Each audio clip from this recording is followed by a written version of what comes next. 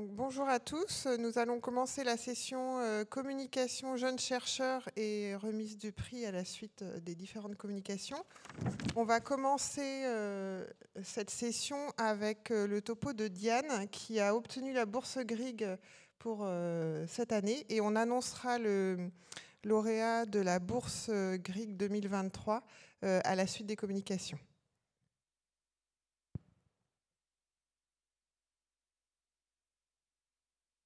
Bonjour à tous, je suis très heureuse d'être là pour vous présenter les résultats de mon travail de Master 2 qui a porté sur le transfert transplacentaire des anticorps neutralisants contre le SARS-CoV-2 chez des femmes qui avaient été infectées pendant la grossesse.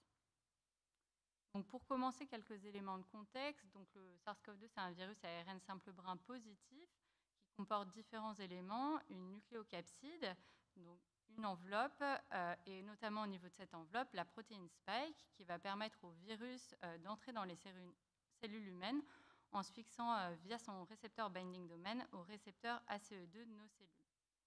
On peut donc, dans le sérum humain, mesurer différents types d'anticorps. Les anticorps anti-N, donc pour nucléocapsides, qui témoignent d'un contact antérieur avec le virus.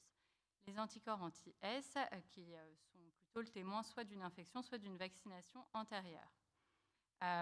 Toutefois, la présence de ces anticorps n'est pas forcément le reflet d'un vrai blocage de la propagation du virus. Et on peut donc également mesurer le pouvoir neutralisant du sérum sur une technique de référence qui est la culture cellulaire. Lorsqu'elles sont infectées pendant la grossesse, il a été décrit dans des études antérieures que la majorité des patientes, dans la majorité des études, on avait une majoration du risque de prééclampsie et de prématurité. Concernant les nouveau-nés et les nourrissons, du fait de l'immaturité de leur système immunitaire à la naissance, ils vont dépendre de l'immunisation passive par les anticorps maternels, avec un début de passage des anticorps transplacentaires entre 8 et 10 semaines d'aménorrhée qui va s'accélérer au cours de la grossesse et devenir prédominant au 3e trimestre. Lorsqu'ils sont infectés, la plupart des nouveau-nés ou des nourrissons vont présenter des formes asymptomatiques ou légères à modérées de Covid.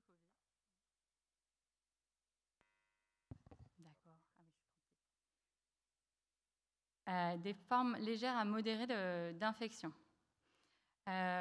Toutefois, le fait d'avoir un âge plus jeune et d'être un nouveau-né de sexe masculin sont des facteurs de risque débattus de sévérité dans certaines études.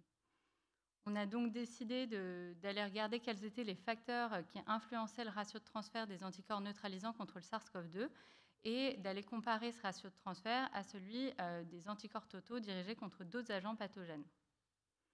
Pour ce faire, on a réalisé une étude qui était nichée dans la cohorte Covid-Preg, dont les inclusions ont eu lieu entre avril 2020 et janvier 2021, donc ce qui correspond aux 2 premières vagues de Covid-19 en France, avant le début de la vaccination, et qui avait lieu sur 9 maternités en Île-de-France. Pour notre sous-population, on a sélectionné des patientes qui avaient été infectées pendant la grossesse avec une confirmation de l'infection par PCR, qu'elles aient été symptomatiques ou non, et pour lesquelles on disposait de sérum maternel et de sérum à partir de sang de cordon. Sur ces sérums, on a été mesurer différents types d'anticorps de façon automatisée, donc contre la toxoplasmose, le CMV, le VZV, la rougeole, la rubéole.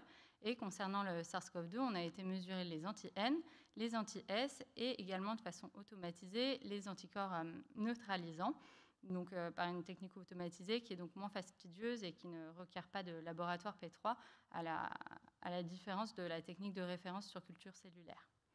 Une fois qu'on a obtenu ces types d'anticorps, on a été faire des ratios de transfert, donc en divisant le type d'anticorps sur sang de cordon par le type d'anticorps maternel, afin de nous permettre d'avoir des comparaisons fiables entre les couples mère-enfant, puisqu'il avait été rapporté dans des précédentes études que le titre d'anticorps chez le nouveau-né était corrélé à celui de la mère. On a pu inclure dans notre étude 173 patientes. La prévalence pour les différents pathogènes testés était aux alentours de 80% pour la rubéole, la rougeole, le CMV, de 30% pour la toxoplasmose, de 95% pour le VZV. Et concernant les anti-SARS, il y avait 79% des patientes qui avaient des anti-N, 82% des anti-S et 62% des anticorps neutralisants. Les patientes qui ne présentaient pas d'anticorps, bien qu'on ait une confirmation du diagnostic par PCR, étaient celles qui avaient été infectées très proche, de façon très rapprochée par rapport à l'accouchement. Ensuite, concernant la prévalence chez les nouveau-nés de mères elles-mêmes positives, il y avait plus de 95% des nouveau-nés qui présentaient des anticorps contre les différents agents pathogènes testés. Et pour les anti-SARS, il y avait 87% des nouveau-nés qui avaient des anti-N, des nouveau-nés de mères positives, 95% qui avaient des anti-S et 71% qui avaient des neutralisants. Après exclusion des échantillons qui étaient hors des limites de l'automate, on a pu calculer nos ratios de transfert pour les différents agents pathogènes et notamment pour les neutralisants. On a pu faire ce ratio de transfert sur 94 paires mère-enfant. Et au sein de ces 94 paires, on avait l'information sur le délai entre l'infection et l'accouchement pour 86 couples. Les caractéristiques de notre population, pour les mères, il y avait un âge maternel médian qui était 32 ans. L'âge gestationnel médian à l'accouchement était de 39,4 semaines d'aménorrhée. Le délai médian entre l'infection et l'accouchement était de 9 semaines d'aménorrhée. Pour les patientes pour lesquelles on avait l'information, il y en avait 72% qui ont présenté des symptômes de SARS-CoV-2, donc ce qui est supérieur à ce qui peut être rapporté dans les séries de la littérature, où on a plutôt 75% de patientes enceintes asymptomatiques. Concernant les nouveau-nés, il y en a 13 qui étaient nés prématurés avant 37 semaines d'aménorrhée, ce qui ne nous a pas permis de faire d'analyse en sous-groupe sur cette population. Et on avait 44% des nouveau-nés qui étaient de sexe féminin. Donc, dans un premier temps, on a bien confirmé la corrélation entre le titre d'anticorps neutralisant maternel et sur sang de corps en don, ce qui nous a conforté dans l'utilisation du ratio de transfert. On a pu observer que chez les patientes infectées au 3e trimestre, le ratio de transfert des neutralisants était significativement inférieur à ceux des patientes infectées au 1er ou au 2e trimestre. En revanche, il n'y avait pas de différence entre les patientes infectées soit au 1er, soit au 2e. Et pour aller plus loin, pour regarder les facteurs qui étaient associés au fait d'avoir un ratio de transfert supérieur à 1, donc un titre d'anticorps chez le nouveau-né supérieur à celui de la mère au moment de l'accouchement, on a fait une régression logistique multivariée sur 86 couples mère-enfant et on a pu voir qu'il y avait un impact positif d'un allongement du délai entre l'infection et l'accouchement avec un odds ratio ajusté à 1,09, un impact une association positive aussi avec un âge gestationnel à l'accouchement qui était plus tardif, avec un odds ratio ajusté à 1,58. En revanche, le fait d'être un nouveau-né de sexe masculin était négativement associé au fait d'avoir un ratio de transfert supérieur à 1, avec un odds ratio ajusté à 0,21. Donc, au vu de cette différence en fonction du sexe sur le ratio de transfert, on a été regardé pour les autres agents pathogènes. Et là, en revanche, on n'a pas retrouvé de différence significative sur les autres agents pathogènes testés. Ensuite, on a été comparé ce ratio de transfert de neutralisants aux autres agents pathogènes. Et on a pu voir qu'en cas d'infection du 3e trimestre, le ratio de transfert des neutralisants était significativement inférieur à ceux de tous les autres agents pathogènes testés. En revanche, en cas d'infection du 1er ou du 2e trimestre, le ratio de transfert des neutralisants était uniquement inférieur à celui des anticorps totaux contre la rougeole. On a répété les tests pour comparer les anti-S aux anticorps totaux des autres pathogènes. Et là, on a pu retrouver de la même façon qu'en cas d'infection du T3, on avait une diminution significative de notre ratio de transfert par rapport à celui des autres agents pathogènes, à l'exception de la toxoplasmose pour laquelle on avait un très faible nombre de couples mère-enfant et donc potentiellement un défaut de puissance. Et en revanche, en cas d'infection du T1 ou du T2, le ratio de transfert des anti-S était uniquement inférieur à celui des anticorps totaux contre la rubéole. Pour les anti-N, il y avait de la même manière, en cas d'infection du T3, une diminution significative du ratio de transfert par rapport aux autres agents pathogènes. En revanche, en cas d'infection du T1 ou du T2, il n'y avait aucune différence significative. Donc, ces résultats nous soulèvent quelques questions. Premièrement, un possible impact négatif du fait d'être un nouveau-né de sexe masculin sur le ratio de transfert des neutralisants chez des mères infectées pendant la grossesse. Donc, c'est quelque chose qui est débattu et qui nécessiterait des études complémentaires. C'est assez discordant dans la littérature, avec une première étude qui allait plutôt dans notre sens, qui retrouvait une réduction du ratio de transfert des IgG1 anti-S1 et anti-N chez des nouveau-nés de sexe masculin versus féminin, et dans laquelle les auteurs expliquaient cette diminution de ratio de transfert chez les nouveau-nés de sexe masculin par un dimorphisme sexuel dans l'expression et la colocalisation des récepteurs FC au niveau du placenta, et également par une différence des profils de glycosylation du fragment FC des anticorps anti-spike et donc avec chez les nouveau-nés de sexe masculin une affinité qui serait moindre pour les récepteurs au niveau du placenta. En revanche, dans une autre étude, les auteurs ne retrouvaient pas de différence dans l'activité neutralisante sur le sang de cordon ou de la mère après exposition aux 3 trimestres. Et aussi pour les autres agents pathogènes testés, on n'avait pas retrouvé de différence. Concernant les comparaisons des ratios de transfert des anticorps anti-SARS-CoV-2 par rapport aux autres agents pathogènes, en cas d'infection du T3, on avait donc une diminution significative du ratio de transfert, ce qui est cohérent avec des études antérieures qui avaient comparé des anticorps anti-RBD avec des anticorps anti-grippe et anti-coqueluche, et qui pouvaient s'expliquer par une durée de transfert qui était assez courte avec des infections tardives pendant la grossesse. En revanche, en cas d'infection du T1 ou du T2, on a pu observer une diminution du ratio de transfert des neutralisants par rapport aux anti-rougeoles et des anti-S par rapport aux anti-rubéoles, ce qui serait à confirmer dans d'autres études, et ce qui pose la question d'une potentielle différence de ratio de transfert après infection naturelle ou après vaccination, et la question de l'influence des isotypes d'IgG sur ce ratio de transfert. Quels seraient les différents isotypes produits post-vaccination ou post-infection naturelle, et est-ce que ça peut avoir une différence sur l'affinité au niveau des récepteurs placentaires? Et également, on peut s'interroger sur l'impact de la vaccination pendant la grossesse sur le transfert des anticorps contre les autres agents pathogènes. Parce qu'en cas d'hypergammaglobulinémie, il avait été montré dans des études antérieures qu'il y avait une diminution des ratios de transfert transplacentaires. Donc voilà, ce serait intéressant de regarder l'impact de la vaccination sur les autres pathogènes. Donc au total, les atouts de notre étude, c'était qu'il y avait une cohorte d'effectifs important qui était multicentrique, qui était avec que des diagnostics confirmés par PCR et qui était avant le début de la vaccination. En revanche, en limite, on n'avait pas de groupe contrôle non infecté pour évaluer les ratios de transfert des autres agents pathogènes en l'absence d'infection pendant la grossesse. Donc pour finir, je voudrais remercier toute l'équipe du laboratoire et notamment le docteur Volufelous et ainsi que les biostatisticiens de Bichat. Et merci à tous pour votre attention.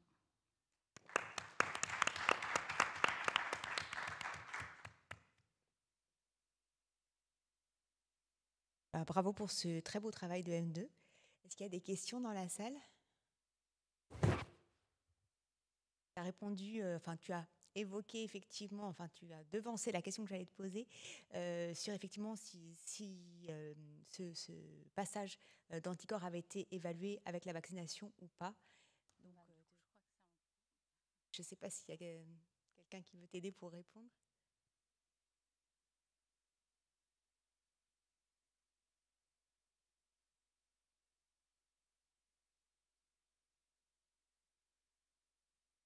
C'est vrai que son travail a ouvert beaucoup de pistes, de questions qu'on n'avait pas forcément au départ. Et donc, c'est le travail préliminaire à une étude de plus grande ampleur qui va inclure 4000 couples mère-enfant et sur lequel on va regarder effectivement l'impact de la vaccination, l'impact du boost vaccinal en cours de grossesse. Encore du travail à venir. D'autres questions? Merci beaucoup, Diane. On va donc accueillir maintenant Nolwenn Rigaud qui va parler des complications périnatales après une infection au SARS-CoV-2, on reste avec le Covid, selon le statut vaccinal à l'accouchement et les périodes de prédominance des variants, analyse des données nationales hospitalières entre mars 2020 et mars 2022. Bonjour, merci. Je vais effectivement vous présenter le travail réalisé par Julie Boudet-Berquier et Lisa Kaour en collaboration avec d'autres co-auteurs sur les complications périnatales sévères après une infection maternelle au SARS-CoV-2 selon le statut vaccinal et les périodes de prédominance des variants. Donc, la littérature a montré l'augmentation du risque de complications périnatales sévères après une infection maternelle au SARS-CoV-2. Néanmoins, cette infection au SARS-CoV-2 n'est pas une entité unique, puisque on sait qu'il y a eu plusieurs variants qui se sont succédés avec donc des périodes de prédominance. Donc le variant originel, suivi de la période de prédominance alpha, delta et omicron, toujours en cours actuellement. La vaccination est donc, a été donc recommandé pour les femmes enceintes à partir du 2e trimestre en cours de période alpha, et c'est plus pleinement déployé à partir du début de la période delta. Donc, il nous semblait important dans cette association entre l'infection maternelle au SARS-CoV-2 et les complications périnatales de prendre en compte la sévérité de donc ces complications selon les variants. La littérature a montré qu'il y avait un risque sur les complications périnatales qui était supérieur pendant la période de prédominance alpha et delta par rapport à la période du variant originel, et qui était également, même s'il y a un petit peu moins d'études, supérieur pendant la période delta par rapport à la période en cours de prédominance du variant Omicron. À ça s'ajoute effectivement la question de l'effet de la vaccination tout au long de ces différentes périodes de prédominance, en particulier évidemment donc à partir de Delta et Omicron. D'où la nécessité de prendre en compte dans une même étude ces deux facteurs. C'est pourquoi, à partir des données du Système national des données de santé, nous avons réalisé cette étude qui visait à évaluer le risque de survenue de 3 complications périnatales sévères: l'accouchement prématuré avant 32 semaines d'aménorrhée, la mortinatalité spontanée, et puis l'admission maternelle en soins critiques après une infection maternelle au SARS-CoV-2, en prenant en compte donc à la fois le statut vaccinal et la période de prédominance. Notre population d'études était les accouchements uniques en France entière, donc métropole et Drôme, entre juillet 2021 et août 2022, c'est-à-dire la période de prédominance Delta et puis une partie de la période de prédominance Omicron. En effet, comme nous nous intéressions à l'impact du statut vaccinal, nous n'avons pas pu étudier les 2 premières périodes où il y avait soit pas du tout de vaccin, soit vraiment très peu de femmes vaccinés. Donc, nous avons identifié dans le PMSI les femmes qui avaient un codage d'infection maternelle au SARS-CoV-2 dans les jours précédant l'accouchement. Donc ça, c'est un point important, hein, ce n'est pas sur l'ensemble de la grossesse, c'est sur les jours précédant l'accouchement.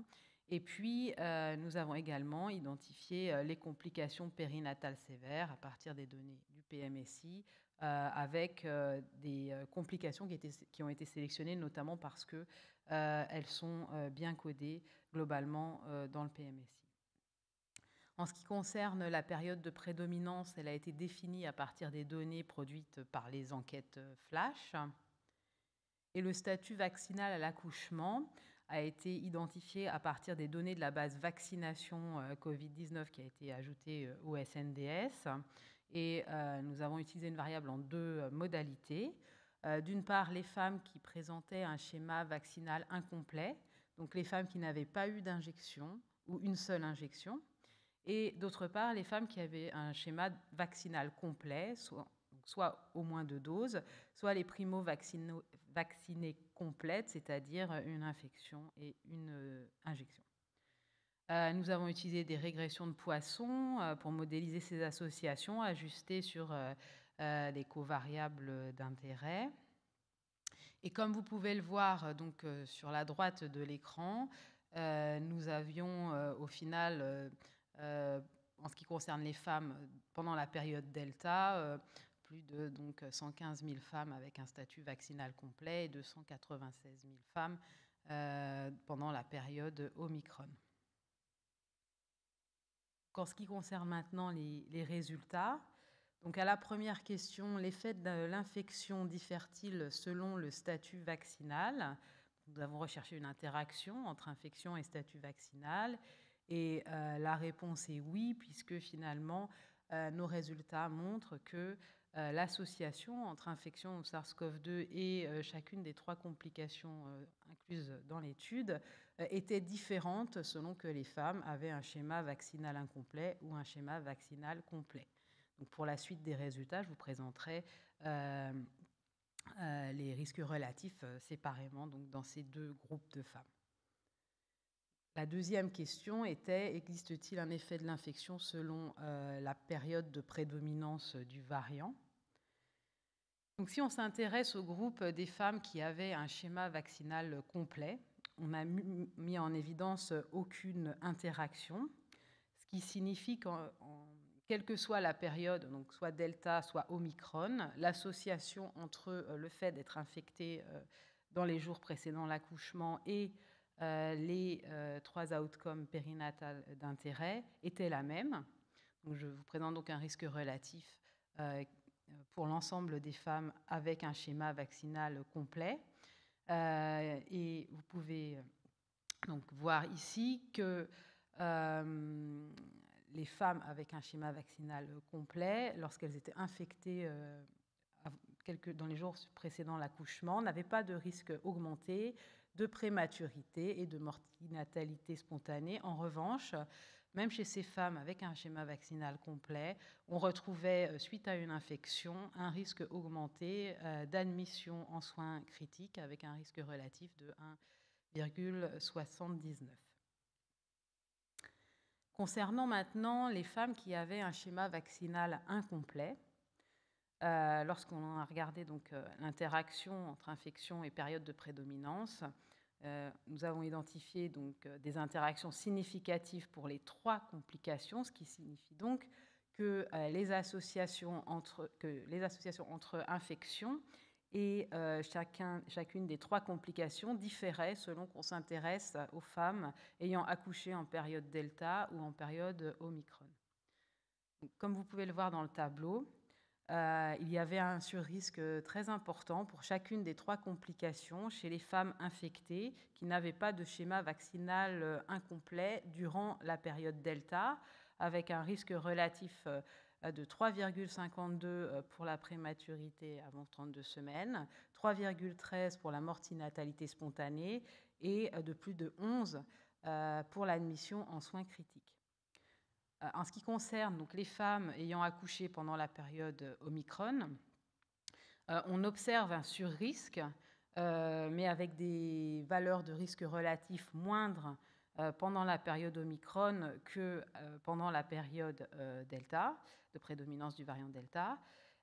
Et donc, ces risques relatifs étaient néanmoins significatifs pour la mortinatalité spontanée et l'admission en soins critiques, avec respectivement des risques relatifs d'1,5 et pratiquement 2,5. Donc, pour conclure, chez les femmes avec un schéma vaccinal complet, on retrouvait donc un surrisque d'admission de la mère en soins critiques après une infection dans les jours précédant l'accouchement, mais pas de surrisque en ce qui concerne la prématurité et la mortinatalité spontanée. Chez les femmes avec un schéma vaccinal incomplet, un risque augmenté était observé pendant la période Delta pour les 3 outcomes, et de manière très importante, et des risques plus faibles en période Omicron, avec une absence de surrisque significative pour la prématurité avant 32 semaines. Donc le message que nous tirons de ces résultats est bien sûr de souligner l'importance de la vaccination, qui, on le voit du coup, a un effet protecteur, et même chez les femmes ayant un schéma vaccinal complet, de bien rappeler l'importance d'appliquer les gestes barrières pour elles-mêmes et pour leur entourage. Notre étude a un certain nombre de forces, puisque nous avons pu nous baser sur des données nationales quasi exhaustives. Nous avons sélectionné des événements pour, évidemment, leur sévérité, mais également parce que ces événements sont globalement bien codés dans le PMSI. Nous avons pu prendre en compte un certain nombre de cofacteurs disponibles dans cette source de données. En revanche, il y a évidemment des limites, puisque ce travail ne peut identifier que les infections à travers du codage à l'accouchement, donc les infections survenues dans les jours précédant l'accouchement. La période de prédominance donc, est utilisée comme un proxy de l'infection et du type de variant individuel, puisque nous n'avions pas voilà, cette information à ce niveau individuel. Et puis, nous avons à ce stade utilisé le statut vaccinal en 2 modalités, mais nous avons des travaux en cours pour pouvoir mieux comprendre finalement les spécificités des différents types de groupes de statut vaccinal, notamment prendre en compte le délai aussi entre dernière dose et accouchement. Et puis, nous souhaitons pouvoir prendre en compte la question des inégalités sociales et territoriales dans cette association. Je vous remercie de votre attention. Bravo pour cet exposé très clair. C'est évidemment passionnant d'avoir accès à ces données de santé. Et puis, ce que tu décris correspond tout à fait à ce qui est publié, notamment l'article de New England que j'ai présenté ce matin, qui couvrait exactement la même période que celle dont tu parles, avait montré et retrouvé exactement la même chose, que les nouveau-nés qui étaient hospitalisés étaient évidemment plus souvent hospitalisés alors que si la mère n'avait pas été vaccinée, et puis avait des formes également plus sévères. Et ce qui est important de rappeler, et c'est très important de communiquer sur ce que tu viens de dire, c'est qu'on a tendance effectivement à lire des papiers, entendre des gens dire oui, mais là le variant est moins sévère, donc j'ai pas besoin de me revacciner. Tu montres très bien que même en période Omicron, cette vaccination elle reste bénéfique, et c'est vraiment un message qui est très très important à maintenir et à poursuivre au quotidien.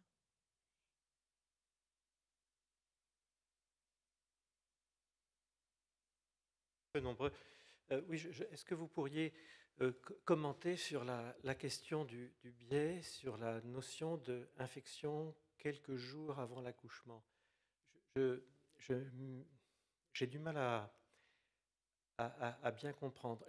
Pour aller dans le détail, une femme, par exemple, qui fait à 22 semaines une infection sévère, elle est sous ECMO jusqu'à 25 semaines. Elle meurt à 25 semaines. Son fœtus meurt aussi, tout le monde meurt. Est-ce qu'elle est considérée comme ayant eu une infection dans les jours précédant l'accouchement, ou est-ce qu'elle n'est pas considérée comme ayant cette infection? Parce que quand elle va être codée accouchement, mort, Covid. Oui.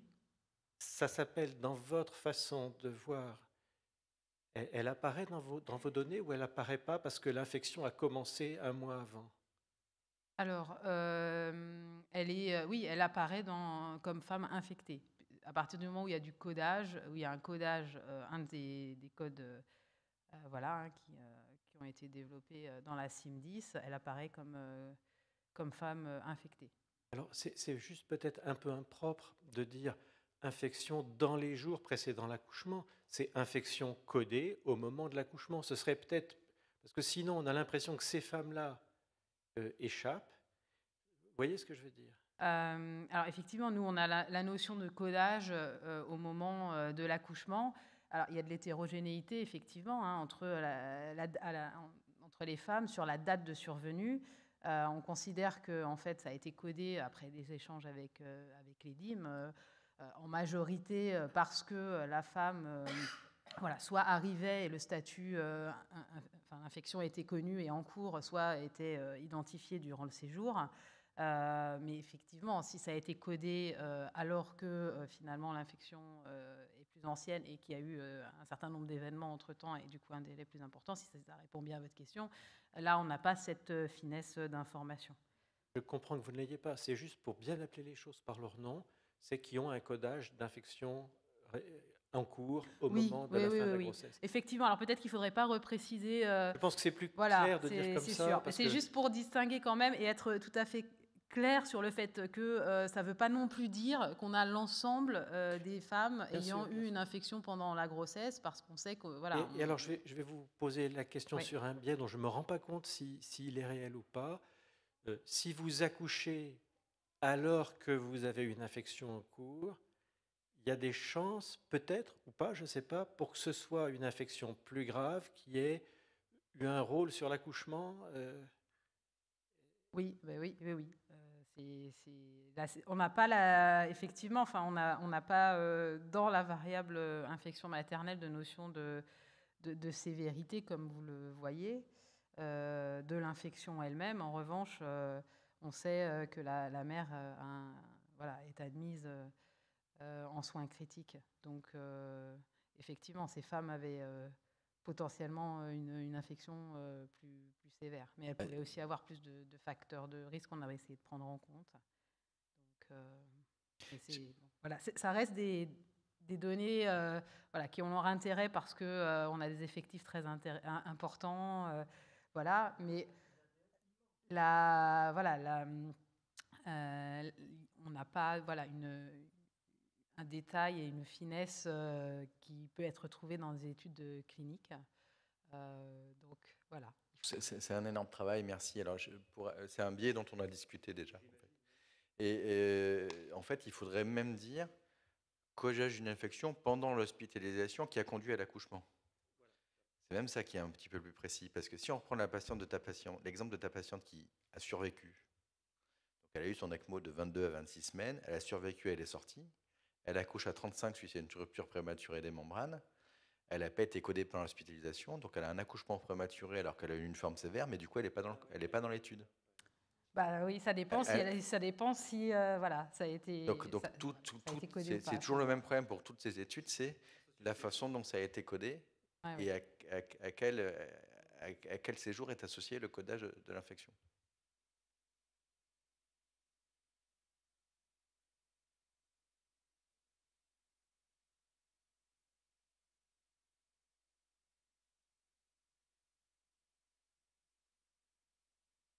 Bon, alors du coup, on va continuer sur le Covid et accueillir Louise Lucot-Royer qui va parler de la quantification de la transmission transplacentaire du virus SARS-CoV-2 et ses anticorps chez 165 patientes et leurs nouveau-nés, selon le terme d'infection. Une étude française, cocorico, prospective et multicentrique.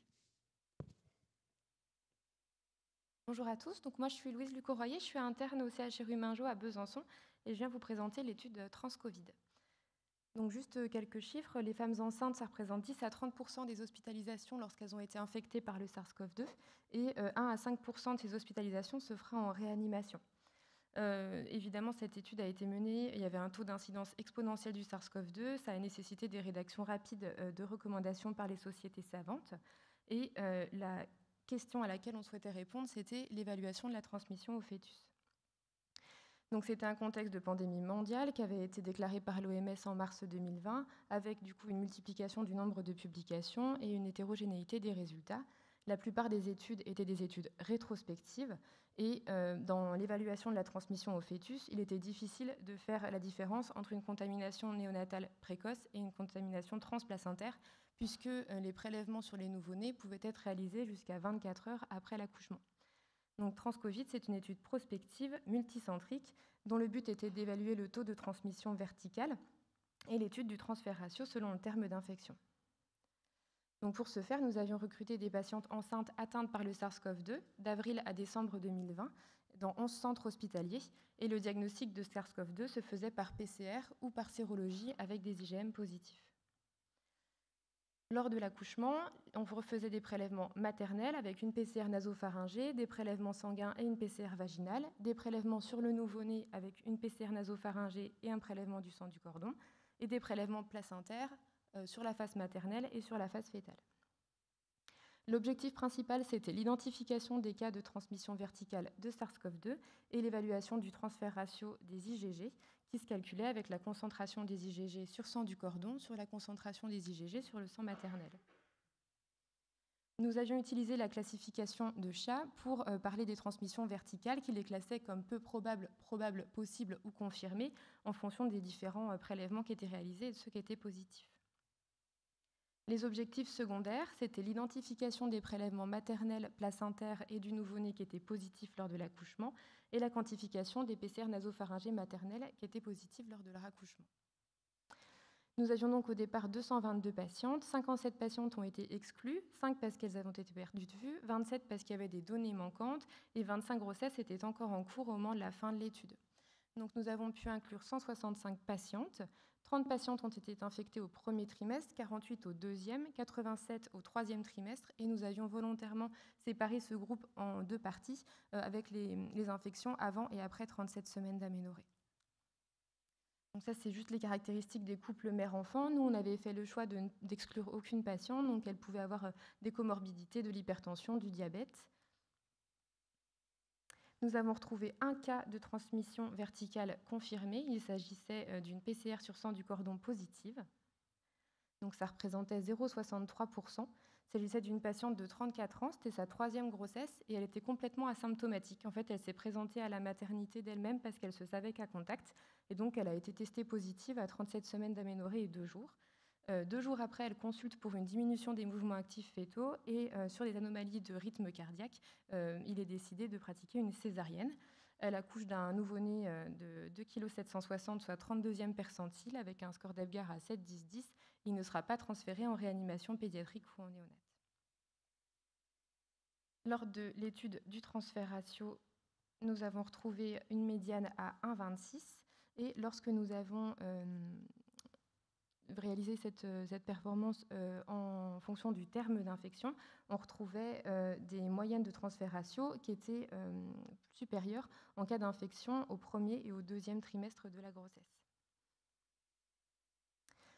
Ensuite, nous avions sélectionné les patientes qui étaient avec un seuil d'IgG supérieur à 25 qui leur conférait une immunité.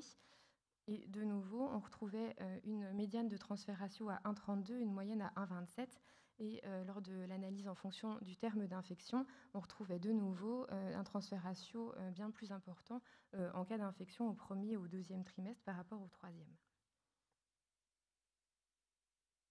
Pour ce qui est des objectifs secondaires, les PCR à l'accouchement, il y en avait évidemment plus qui étaient positifs lors de leur infection au 3e trimestre. Les PCR qui restaient positifs au 1er et au 2e trimestre, on s'est finalement après posé la question d'une réinfection pendant la grossesse. La PCR vaginale qui avait été retrouvée positive, c'était notre cas de transmission verticale confirmée. Et pour ce qui est des PCR placentaires, surface maternelle et fétale, on n'en retrouvait aucune après une infection au 1er trimestre. Et on s'est posé la question avec les virologues de l'équipe sur la possibilité de la clairance placentaire qui faisait qu'on n'en retrouvait pas quand elles avaient été infectées bien plus tôt que leur accouchement. Donc c'est une étude prospective qui permet une analyse selon le terme d'infection. Elle était multicentrique. Les analyses virologiques étaient centralisées. Elles étaient toutes réalisées au CHU de Besançon. On lui conférait une bonne validité externe puisqu'on avait fait le choix d'inclure toutes les patientes, quelle que soit leur comorbidité et leur pathologie. Et c'est une étude qui est menée sur des couples mère-enfant. Ses faiblesses, c'est qu'on n'avait pas de données sur les variants. Alors c'est sûr qu'a posteriori, probablement que le variant prédominant, c'était le variant alpha, et l'absence d'analyse des produits d'expulsion, puisqu'on avait fait le choix de ne pas analyser les produits d'expulsion pour les fausses couches, les IMG ou même les IVG. Notre cas de transmission verticale confirmée, en fait, c'est la seule patiente qui a 100% de ses prélèvements qui reviennent positifs. C'est la seule de l'étude. Donc on s'est également posé la question d'une contamination. Est-ce que c'est au moment du prélèvement que la personne qui a prélevé a pu contaminer? Malgré tout, les équipes étaient entraînées, c'était très standardisé, elles utilisaient toutes des gants stériles avec une désinfection. C'est également ce qu'on retrouvait au niveau des données de la littérature, 0,63%, donc un faible taux de transmission verticale. Et puis après, on s'est comparé à d'autres études en disant, ben voilà, nous, on trouve un transfert ratio à 1,55, 1,46, mais finalement, que nous disent les autres études? Donc, on en avait surtout retenu une dans le JAMA, qui retrouvait un transfert ratio à 1,44 et qui se comparait à d'autres transferts ratios pour d'autres virus, notamment celui de la grippe, qui retrouvait un transfert ratio à 1,64. Et pour la coqueluche, la rubéole et l'hépatite B, les transferts ratios allaient de 0,8 à 1,7. Évidemment, on aurait envie de savoir ce que ça donne avec des populations vaccinées et surtout de se dire, est-ce que du coup, on ne pourrait pas trouver un timing idéal de vaccination qui permette de protéger et la mère et le futur nouveau-né. Avec ces résultats de transfert ratio, on aurait envie de dire qu'il faudrait vacciner plutôt au 1er ou au 2e trimestre, en tout cas peut-être faire un rappel. C'est ce qui semblait se dessiner dans 2 études qui avaient été publiées dans le BIJOG en 2021, qui proposait, en tout cas qui retrouvait qu'il y avait une meilleure protection avant 28 semaines. Donc en conclusion, notre étude retrouve un taux de transmission verticale faible, 0,63%, Le transfert ratio semble augmenter de manière significative quand l'infection a lieu au premier et au deuxième trimestre, conférant une immunité virologique relative aux nouveau-nés. Évidemment, les données seraient à confronter à la population vaccinée actuelle. Merci.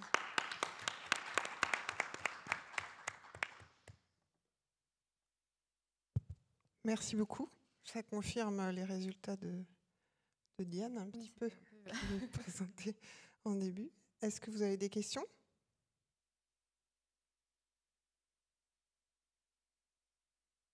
Pas nombreux, alors c'est toujours les mêmes qui posent des questions.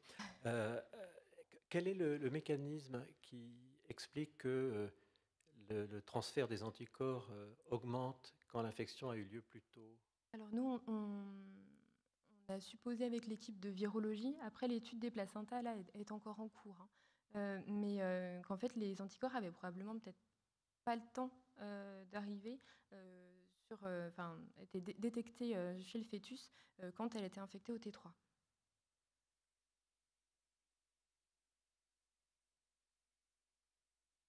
Merci beaucoup. Alors c'est intéressant et c'est aussi intéressant de voir qu'il y a quand même une discordance entre la biologie et la clinique parce que comme tu le sais, il y a pas mal d'études qui montrent que les patients qui sont vaccinés plus tardivement dans la grossesse ont moins de complications cliniques pour en tout cas leur nouveau-né si jamais ils développent une infection.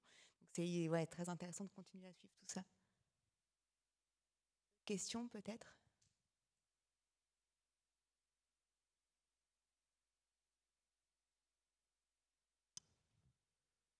Alors, on va accueillir notre prochain orateur, qui est Geoffroy Chevalier, qui va nous parler de la modification.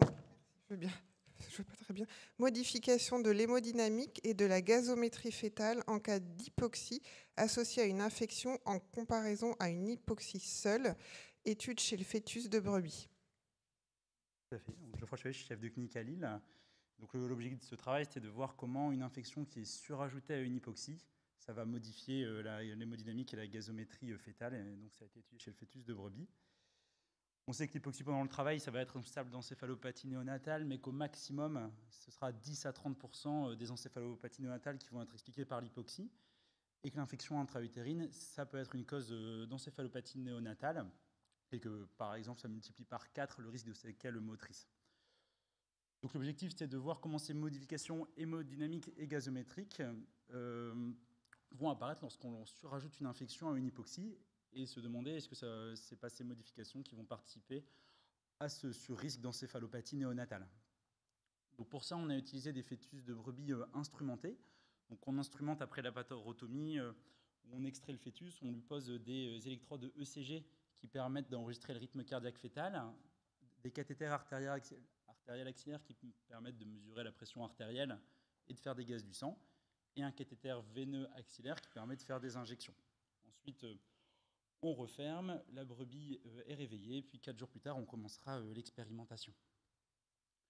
On avait 2 groupes, un groupe avec hypoxie isolée et un deuxième groupe avec hypoxie et infection surajoutée.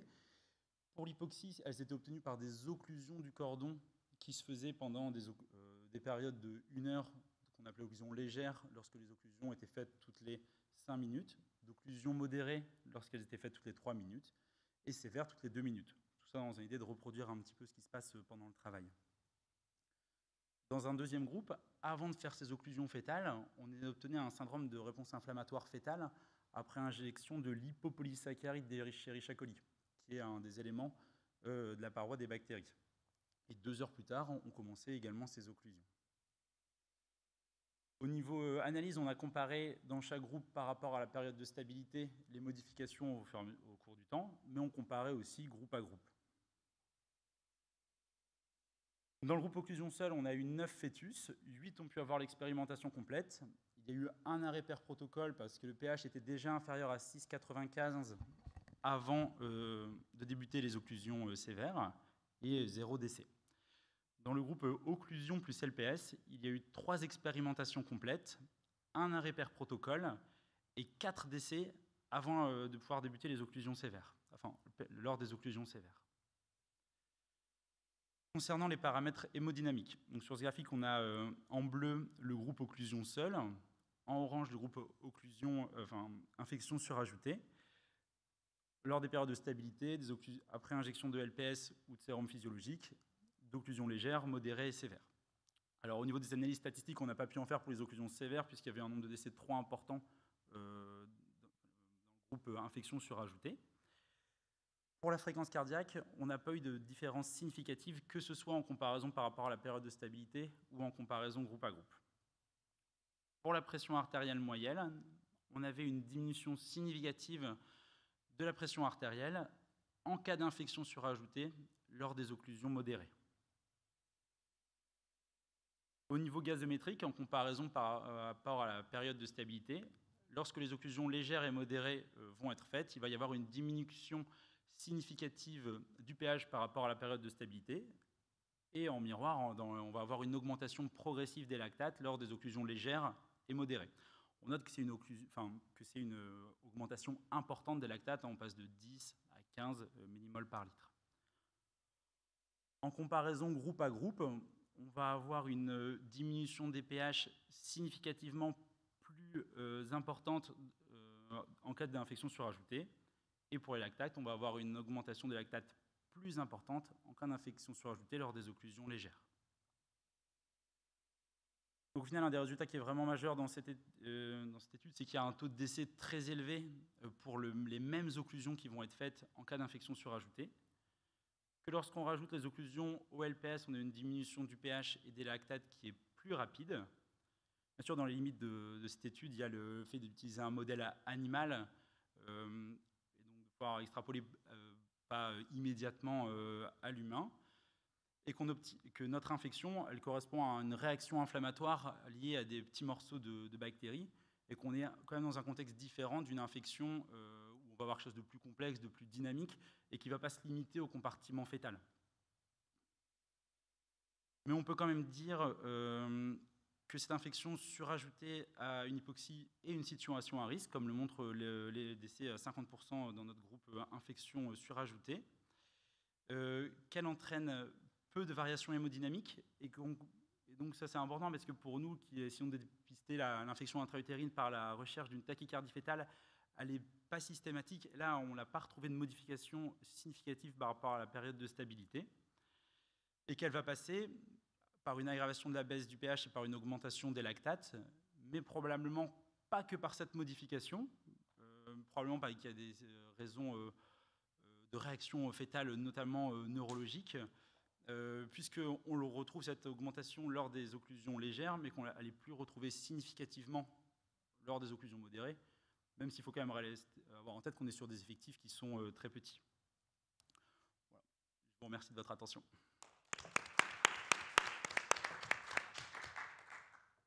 Merci infiniment. Petite question, ces animaux ensuite, les animaux nés, est-ce qu'ils ont été suivis ensuite sur leur développement, tout ça, non, ou alors pas du tout de... Non, on arrête les expérimentations après cette étude. D'accord, donc ils sont euthanasiés ou ils sont... On fait des analyses anapathes du cerveau dans les jours qui suivent. Donc on ne peut pas avoir de données néonatales, mais ce qui se fait quand même assez peu chez la brebis en évaluation neurologique. On va avoir des examens par contre anatomopathologiques des cerveaux, avec quand même la difficulté qu'on sera à une période donnée courte par rapport à l'infection, même quand on les garde quelques jours. Parce que du côté ORL, je rebondis là-dessus, c'est vrai qu'on a des surdités sur des épisodes d'hypoxie néonatale. Donc ça pourrait être intéressant un jour, si ces expériences venaient à être renouvelées, qu'on puisse éventuellement faire des tests auditifs chez ces animaux pour voir si on arrive à trouver un petit peu les conditions qui prédisposent ou pas à ces surdités. Non, c'est intéressant. Alors en plus, j'imagine que c'est envisageable, mais ça devrait être des tests qui doivent être faits très rapidement, ou même on pourrait même faire... Nous, c'est vrai qu'on pose... alors là, j'en ai pas parlé, mais on peut poser des électrodes ECG pour faire des analyses ECG, EEG, pair, infection, des choses comme ça. Je ne sais pas si c'est des choses qu'on pourrait faire, des différents potentiels évoqués auditifs, mais même in utero. Pas in utero, non. Faudrait que ce soit chez l'animal... Oui, juste à la sortie. Oui, l'animal vivant. Voilà, c'est un beau projet pour la suite. on est ouvert pour participer. D'autres questions dans la salle? Oui, moi j'ai une question sur l'anatomie pathologique des cerveaux de ces jeunes brebis, parce que en clinique vétérinaire, les ruminants passent pour être assez tolérants à l'hypoxie pernatale. Et dans les conditions expérimentales, quelles sont les lésions cérébrales qu'on voit, pas forcément dans votre expérience, hein, mais dans les expériences d'hypoxie chez les brebis fétales? Ça a quand même été assez bien étudié. Alors, nous, ce qu'on étudie, c'est simplement le taux de nécrose neuronale. Ça, c'est quelque chose qu'on arrive à voir facilement. Mais il y a des études immunohistochimiques qui arrivent à voir des choses assez fines, comme de l'inflammation gliale et tout ça. Il y a quand même une littérature qui est assez abondante dessus. Alors, c'est sûr que peut-être que c'est des animaux qui sont plus résistants et qu'on n'aura pas les mêmes choses que chez l'humain et qu'il va falloir passer à des seuils plus élevés d'hypoxie. Mais je pense qu'il y a quand même beaucoup de choses qui ont été déjà démontrées chez l'animal. Alors, moi, je trouvais que c'était extrêmement intéressant parce qu'évidemment, ça va dans le sens des croyances physiopathologiques qu'on a tous, hein, de l'inflammation qui aggrave l'hypoxie. Est-ce qu'il y a d'autres modèles animaux qui vont dans ce sens-là ou d'autres expérimentations animales? Alors, c'est vrai que la brebis, c'est vraiment super pour ça, parce que sur le plan de la physiologie obstétricale, on est sur un fœtus de 4 kg, qui est surtout d'un animal qui a souvent singleton. Alors, les autres études qui sont faites dans la neuroinflammation cérébrale et sur l'hypoxie, c'est chez le rat, mais là, on ne peut pas regarder la même chose. Et à ma connaissance, je ne connais pas d'études qui ont été faites chez le primate où on pourrait avoir des... Non, ma question, c'était dans l'expérimentation chez la brebis. Est-ce qu'il y a eu d'autres données qui allaient dans ce sens dans le passé? Alors, il y a eu pas mal d'études finalement lors d'infection et lors d'hypoxie, mais on est vraiment dans quelque chose il y a très très peu de choses lorsqu'on surajoute l'hypoxie à l'infection. Bravo, c'est très intéressant et en plus, les gens ne se rendent pas forcément compte, mais travailler sur l'animal, c'est quand même un sacré boulot. Tu as dit que c'était des petits effectifs, mais c'est quand même un gros travail. J'ai peut-être raté, tu ne nous as pas dit le terme auquel était réalisé. Alors c'est des brebis à terme, hein. Ouais, donc c'est très proche du terme. C'est bien. Et l'idée de le faire chez des brebis prématurées, vous y avez... Ah oui, bien sûr, on s'attendra... Enfin, effectivement, ce sera intéressant. Je ne sais pas si on le fera. Et effectivement, en plus, même en cas de retard de croissance, enfin, c'est vrai que finalement, les animaux à terme, c'est ceux qui sont peut-être le moins à risque de complications neurologiques et ceux qui sont les plus résistants. Mais effectivement, ce sera intéressant de le faire aussi chez les prématurés.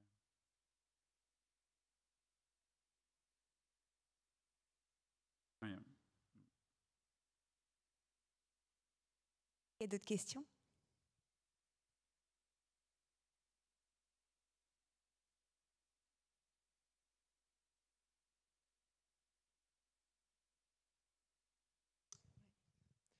Donc on va accueillir maintenant Emeline Maisonneuve pour son topo sur les déterminants de l'adhésion vaccinale contre la Covid-19 chez les femmes enceintes et en postpartum pendant la 3e vague de la pandémie, une étude transversale multinationale européenne.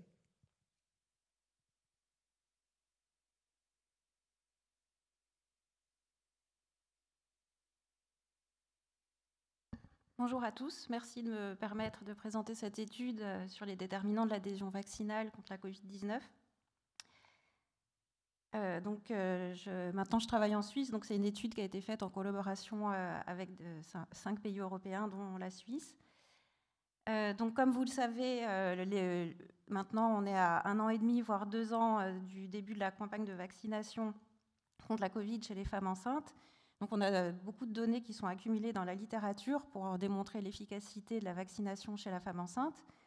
Donc, pendant la période pré-Delta, une grande méta-analyse a retrouvé que la vaccination permettait de diminuer le risque d'infection avec une efficacité de 89%. Donc ça, c'était pendant la période pré-Delta sur 18 000 femmes vaccinées, et ça correspond au moment de l'étude dont je vais vous parler. Et puis, plus récemment, donc, il y a l'étude publiée par Villard ce mois-ci a montré que sur la période qui correspond à la circulation du variant Omicron, la vaccination permet à une efficacité de 48% contre les complications sévères de la Covid-19 après un cycle complet de vaccination et 76% d'efficacité après le booster. Ce qui est très important de rappeler aux patientes, c'est que sur la grande méta-analyse publiée par Prasad, on a retrouvé que la vaccination permettait de diminuer le risque de mort fœtale in utero de 15%. Donc sur 66 000 patientes vaccinées versus plus de 400 000 non vaccinés. Et puis la vaccination pendant la grossesse permet aussi de diminuer le risque d'hospitalisation pendant les 6 premiers mois de vie, une hospitalisation liée à une infection à Covid-19. Donc la première étude qui a été publiée, c'était une étude américaine qui a retrouvé cet effet avec un odds ratio à 0,61. Et puis on a vu tout à l'heure dans l'étude qui a été présentée par Nolwenn Regnault que la vaccination permettait de diminuer le risque d'hospitalisation en unité de soins intensifs néonataux, aussi bien pendant la période Delta que Omicron. Alors, concernant les études sur la sécurité du vaccin, toutes les méta-analyses ont retrouvé qu'il y avait une absence de surrisque, aussi bien pour les issues maternelles, obstétricales et néonatales.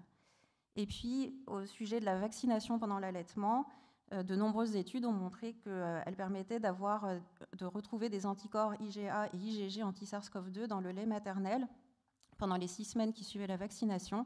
Et on sait que les anticorps sont absorbés par la muqueuse oropharyngée des nouveau-nés. Alors malgré toutes ces études et toutes ces méta-analyses qui montrent l'effet bénéfique de la vaccination anti-Covid-19 chez la femme enceinte, l'hésitation vaccinale persiste. Sur une grande méta-analyse de 46 études, on voit que cette hésitation vaccinale existe chez 49% des femmes enceintes et 53% des femmes qui allaitent. On voit qu'il y a une évolution de cette hésitation vaccinale qui était à 40% avant la vaccination. Elles étaient interrogées au cas où un vaccin allait être développé, 58% au premier semestre du début de la vaccination et 38% au second semestre. Et puis on voit sur cette méta-analyse que les déterminants de l'hésitation vaccinale, en fait, on voit que les facteurs qui sont associés négativement à l'hésitation vaccinale, c'est l'ethnie blanche, le fait d'avoir déjà eu une vaccination contre la grippe, de travailler, et puis les femmes au 3e trimestre de la grossesse. Donc nous, les objectifs de notre étude, c'était d'étudier le statut vaccinal contre la Covid-19 et puis l'intention de se faire vacciner chez les femmes qui n'étaient pas encore vaccinées dans 5 pays européens pendant la 3e vague de la pandémie. Et l'objectif secondaire, c'était d'évaluer les déterminants associés à la volonté de se faire vacciner contre la Covid-19. Donc pour ce faire, nous avons réalisé une étude transversale basée sur une enquête en ligne dans 5 pays européens, la Belgique, la Norvège, la Suisse, les Pays-Bas et le Royaume-Uni entre juin et août 2021. Donc pour vous rappeler le contexte à ce moment-là, c'était donc la 3e vague de la pandémie dans les 3 pays. Et puis on voit que le Royaume-Uni était bien en avance au niveau de la campagne de vaccination par rapport aux 4 autres pays. Et puis on voit que la Suisse était un petit peu en arrière par rapport aux autres. Donc les critères d'inclusion pour cette étude, c'était les femmes enceintes de ces 5 pays, les femmes en postpartum qui avaient accouché dans les 3 derniers mois, qui pouvaient être allaitantes ou non. Et puis, on avait exclu les patientes qui n'avaient pas répondu sur le questionnaire au sujet de leur statut vaccinal ou sur le désir de se faire vacciner. Donc, comme vous avez vu tout à l'heure que la campagne de vaccination était différente d'un pays à l'autre, pour savoir si les patientes voulaient se faire vacciner, on a fait une variable composite qui était soit vaccinées, soit désireuses d'être vaccinées si elles en avaient l'opportunité. Et donc, on a fait des analyses descriptives. Là, on a calculé la prévalence des femmes vaccinées ou désireuses de l'être. On a fait des analyses univariées sur les déterminants de l'adhésion vaccinale et puis des analyses multivariées. Donc, voilà le diagramme de flux de l'étude. À partir de 5210 patientes qui ont participé, il y avait 3400 femmes enceintes et 1800 femmes en postpartum. Et donc, vous voyez, on a exclu ces femmes-là qui n'avaient pas répondu sur leur statut vaccinal. Et donc, les patientes qui étaient dans notre variable composite, c'était celles-ci, déjà vaccinées ou, pour celles qui n'étaient pas encore vaccinées du fait de la campagne de vaccination, souhaitant être vaccinées. Donc, les caractéristiques de la population, on voit que la majorité des patientes étaient d'origine norvégienne, étaient âgées entre 26 et 35 ans. On voit qu'il y avait plus d'un quart des patientes qui ont répondu à l'étude qui travaillaient dans le domaine de la santé et quasiment les 3 quarts qui étaient d'un niveau éducatif élevé.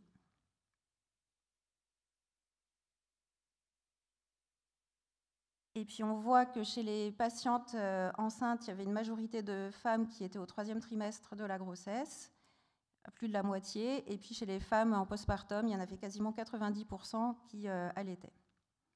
Alors concernant le critère de jugement principal de notre étude, c'était la prévalence de l'adhésion vaccinale. Donc on voit que, avec notre variable composite, on voit qu'à ce moment-là, donc entre juin et août 2021, chez les femmes enceintes, il y en avait seulement 33% qui étaient adhérentes à la vaccination. Chez les femmes en postpartum, 79%. Et puis après, on voit que les taux sont vraiment très différents d'un pays à l'autre. Donc en Belgique, elles étaient toutes très adhérentes, que ce soit pendant la grossesse ou le postpartum, au-dessus de 80%. En Norvège, on voit qu'il y avait beaucoup plus d'hésitation chez les femmes enceintes, avec seulement 21% souhaitant se faire vacciner ou déjà vaccinées. En postpartum, il y avait 81%. En Suisse, donc, il y avait des taux qui n'étaient pas bons pendant la grossesse, avec une prévalence de 32% et 58% pendant la grossesse et 58% en postpartum. Et puis aux Pays-Bas, c'était aux alentours de 60-70%. Au Royaume-Uni, autour de 80%, que ce soit pendant la grossesse et le postpartum. Alors, on a d'abord recherché tous les facteurs qui étaient associés de manière univariée à l'adhésion vaccinale. Donc, c'est tous les facteurs que vous voyez à gauche.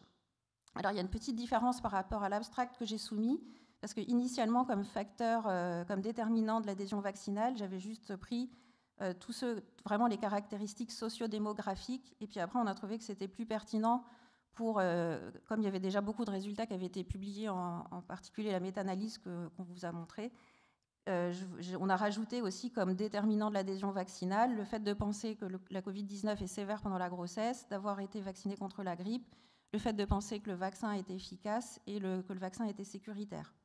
Et donc, quand on a mis tous ces déterminants associés en univariés à l'adhésion vaccinale et qu'on les a mis dans une analyse multivariée, on voit que ce qui ressort de manière significative, donc c'est le pays. Donc tous les pays, chez les femmes enceintes, les autres pays européens, les femmes avaient plus envie de se faire vacciner qu'en Norvège.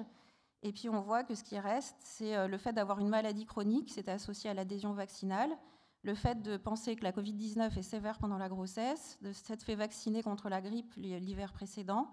Et puis vous voyez, ce qui écrase tout le reste, c'est le fait de penser que le vaccin est efficace et surtout qu'il est sécuritaire. C'est encore le plus grand déterminant. Et puis on voit aussi, contrairement aux données de la littérature, que ici, c'était les femmes au 3e trimestre de la grossesse qui hésitaient le plus à se faire vacciner. Alors ensuite, quand on regarde la population des femmes en postpartum, donc ça c'est à gauche tous les facteurs qui étaient associés à l'adhésion vaccinale en univarié, et quand on les met en analyse multivariée, donc on voit que c'est les femmes qui habitent aux Pays-Bas et en Belgique qui ont plus envie de se faire vacciner par rapport à la Norvège. Et puis on voit que le fait d'avoir eu le vaccin contre la grippe et le fait de penser que le vaccin est sécuritaire sont vraiment des facteurs très associés à l'adhésion vaccinale. En revanche, l'allaitement, c'est négativement associé à l'adhésion vaccinale. Donc les forces de notre étude, c'est que c'est une étude internationale avec un grand nombre de participantes. Et puis après, il y avait de nombreuses questions pour bien explorer les craintes des patientes quant à la vaccination. Je n'ai pas le temps de tout vous présenter. En revanche, les limites de l'étude, c'est qu'il y avait un biais de sélection avec plus de patientes qui avaient un haut niveau socio-professionnel et puis un quart qui était dans le domaine de la santé. Il y avait une multiplication de tests, donc on peut toujours retrouver des résultats positifs par chance. Et puis on peut généraliser nos résultats seulement aux pays européens au niveau socio-économique. Et puis après, ce qui a aussi une limite, c'est que c'est des données de 2021 de la 3e vague. Et puis vous avez vu, au début, je vous ai montré que le pourcentage d'adhésion vaccinale, il évolue au fur et à mesure du temps. Et puis il a peut-être évolué sûrement sur le fait de penser que le vaccin est sécuritaire avec les dernières données publiées. Donc cette étude montre que la prévalence, elle était très faible à cette période chez les femmes enceintes. La prévalence de l'adhésion vaccinale, 33%. C'était mieux en postpartum, 79%. Et puis ce qui est le plus important, le facteur le plus associé à l'hésitation vaccinale, enfin à l'adhésion vaccinale, c'est le fait de penser que le vaccin est sécuritaire, avec un odds ratio ajusté qui est à 39% pendant la grossesse et 79% dans le postpartum. 39, pardon. Et donc, ce qui c'est important, c'est qu'il faut vraiment donner toutes ces informations aux professionnels de la santé et aux femmes enceintes et bien leur montrer les études sur la sécurité du vaccin, parce que c'est ça qui est le principal frein à se faire vacciner pendant la grossesse chez ces femmes. Je vous remercie de votre attention. Merci infiniment pour cette belle étude hyper claire. Alors, la question, c'est est-ce que les obstétriciens belges et hollandais ont plus de force de conviction pour rassurer les femmes enceintes, comme quoi c'est sécuritaire par rapport aux autres, puisque sur cette différence de pays, ou est-ce qu'ils sont moins anti-vax dans les autres pays? Alors, on a fait d'autres études où on a regardé en quoi croyaient les femmes. Il y en a quelques. Je n'ai pas tous les pays, mais je peux vous montrer. Par exemple, on les a toutes interrogées sur en qui elles croyaient, est-ce qu'elles croyaient au gouvernement, enfin par rapport à les infos qu'ils donnaient sur la vaccination contre le Covid-19. Et on a regardé dans chaque pays à qui ils faisaient le plus confiance.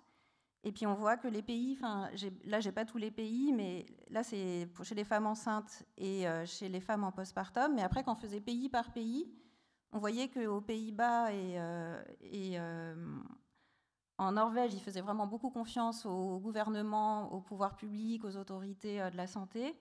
Et ils faisaient beaucoup confiance à leurs obstétriciens. Et puis, on voyait que c'était eux qui étaient les pays où il y avait le plus d'adhésion vaccinale. Et après, ce qui était en Angleterre, au Royaume-Uni, ce qui était étonnant, ils ne faisaient pas du tout confiance au gouvernement. Ils faisaient pas confiance à leurs obstétriciens, mais ils faisaient beaucoup confiance à leurs sages-femmes. Donc, je ne sais pas si c'est ça qui explique... je ne sais pas comment ça explique l'adhésion vaccinale, mais en tout cas, on voit que d'un pays à l'autre, ils ne font pas confiance aux mêmes personnes quant à l'information délivrée sur le Covid-19. Bravo Emeline, c'est une super étude, parce qu'il y en a eu beaucoup des études, dont une dont on est coupable, sur la même thématique, mais vraiment quelque chose d'international comme ça, c'est remarquable. Du coup, j'ai plusieurs remarques. La première, c'est qu'on aurait bien aimé qu'il y ait la France avec, c'est dommage. Oui. La deuxième, c'est, tu dis que le questionnaire a été en ligne, mais finalement, elles ont été recrutées comment, les patientes, pour répondre au questionnaire?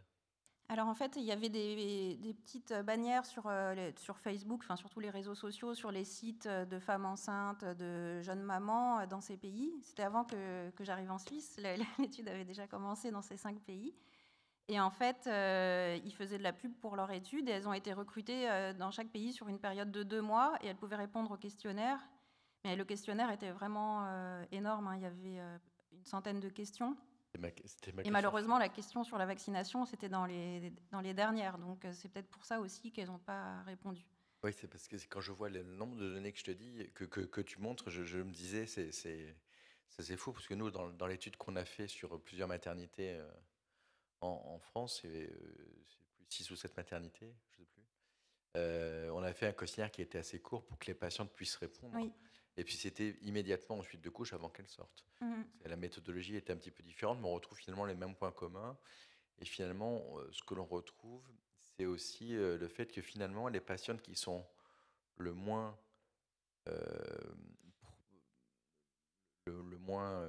prêtes à se vacciner sont les patientes finalement qui sont de bas niveau socio-économique, et donc celles qui sont le plus à risque de comorbidité, donc de formes graves.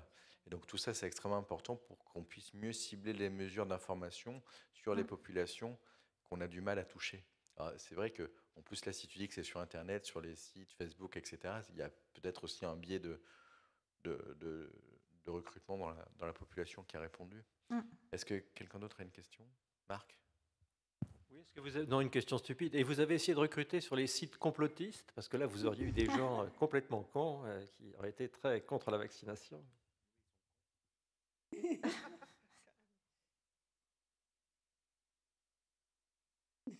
Et Emeline, il est prévu que tu revois un petit peu à distance ces données-là? Maintenant, que tu revois justement si cette défiance a évolué. Oui, c'est vrai que en fait, j'ai récupéré ces données parce que l'étude avait été commencée. Moi, je les ai juste analysées, donc c'est vrai qu'elles datent un petit peu.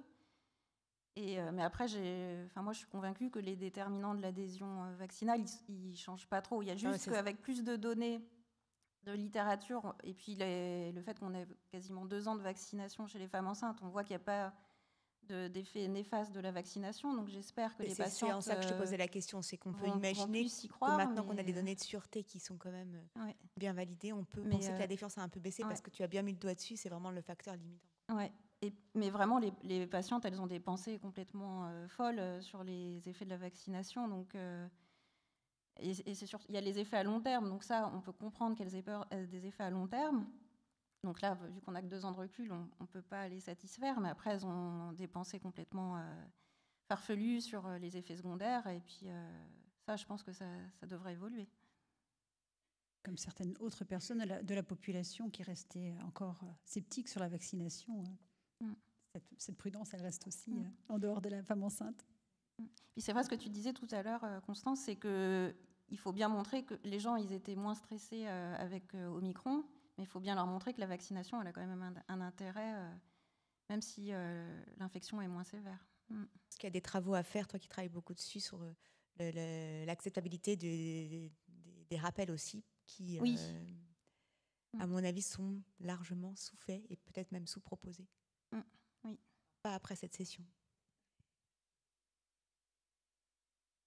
C'est justement parce que c'est la 2e fois que j'entends oui avec Omicron, mais il y en a déjà d'autres qui arrivent, hein, donc après on ne sait pas quelle est la suite. Il faut rester sur nos gardes. Ça sera à vous, ceux qui sont là, de porter la bonne parole, hein, de continuer à vacciner. Merci beaucoup.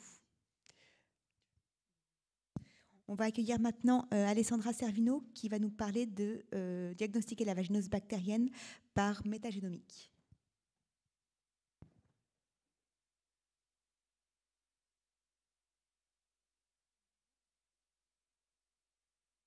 Ça va vous changer un peu des présentations précédentes, parce que effectivement, je vais vous parler de génétique, de diagnostic.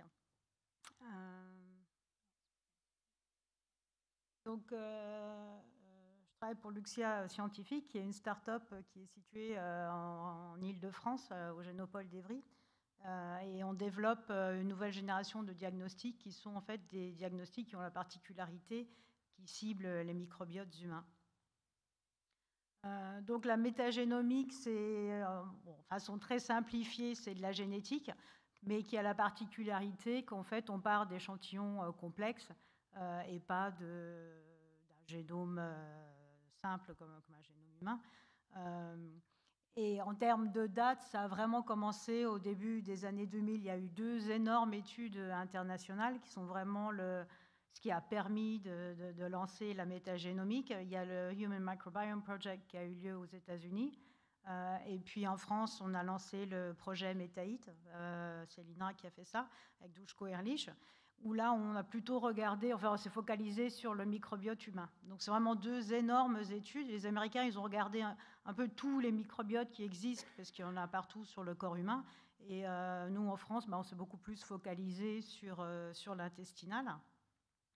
Et c'est vraiment ces 2 grosses initiatives internationales, donc ces projets extrêmement bien financés, qui marquent le début en fait de l'ère de la métagénomique.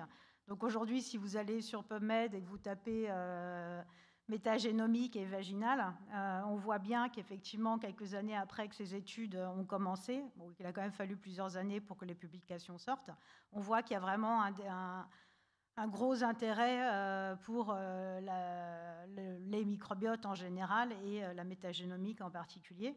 Alors on voit qu'il y a un gros pic là vers 2012. Alors une des grosses publications qui est sortie, c'est celle de Ravel en 2011, qui a permis en fait de bien caractériser de façon fine en fait tous les organismes, micro-organismes qui sont présents. Enfin dans son cas c'était les bactéries qui sont présentes dans le vagin des femmes, et de les caractériser en ce qu'on appelle les community state types. Donc il y a 5 types de flore vaginale qui existent, chacune dominée par un lactobacille, en dehors du CST4, qui lui en fait est celui où il va y avoir plus de bactéries anaérobiques. Donc cette technologie, vous l'avez compris, elle n'est pas nouvelle, puisque c'est le début des années 2000 et là on est en 2023.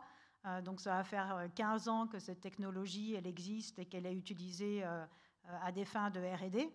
Aujourd'hui, on est arrivé quand même à un stade justement de maturité, vu qu'on a 15 ans de recul sur ces technologies, qui permet en fait d'envisager des utilisations diagnostiques de ces outils.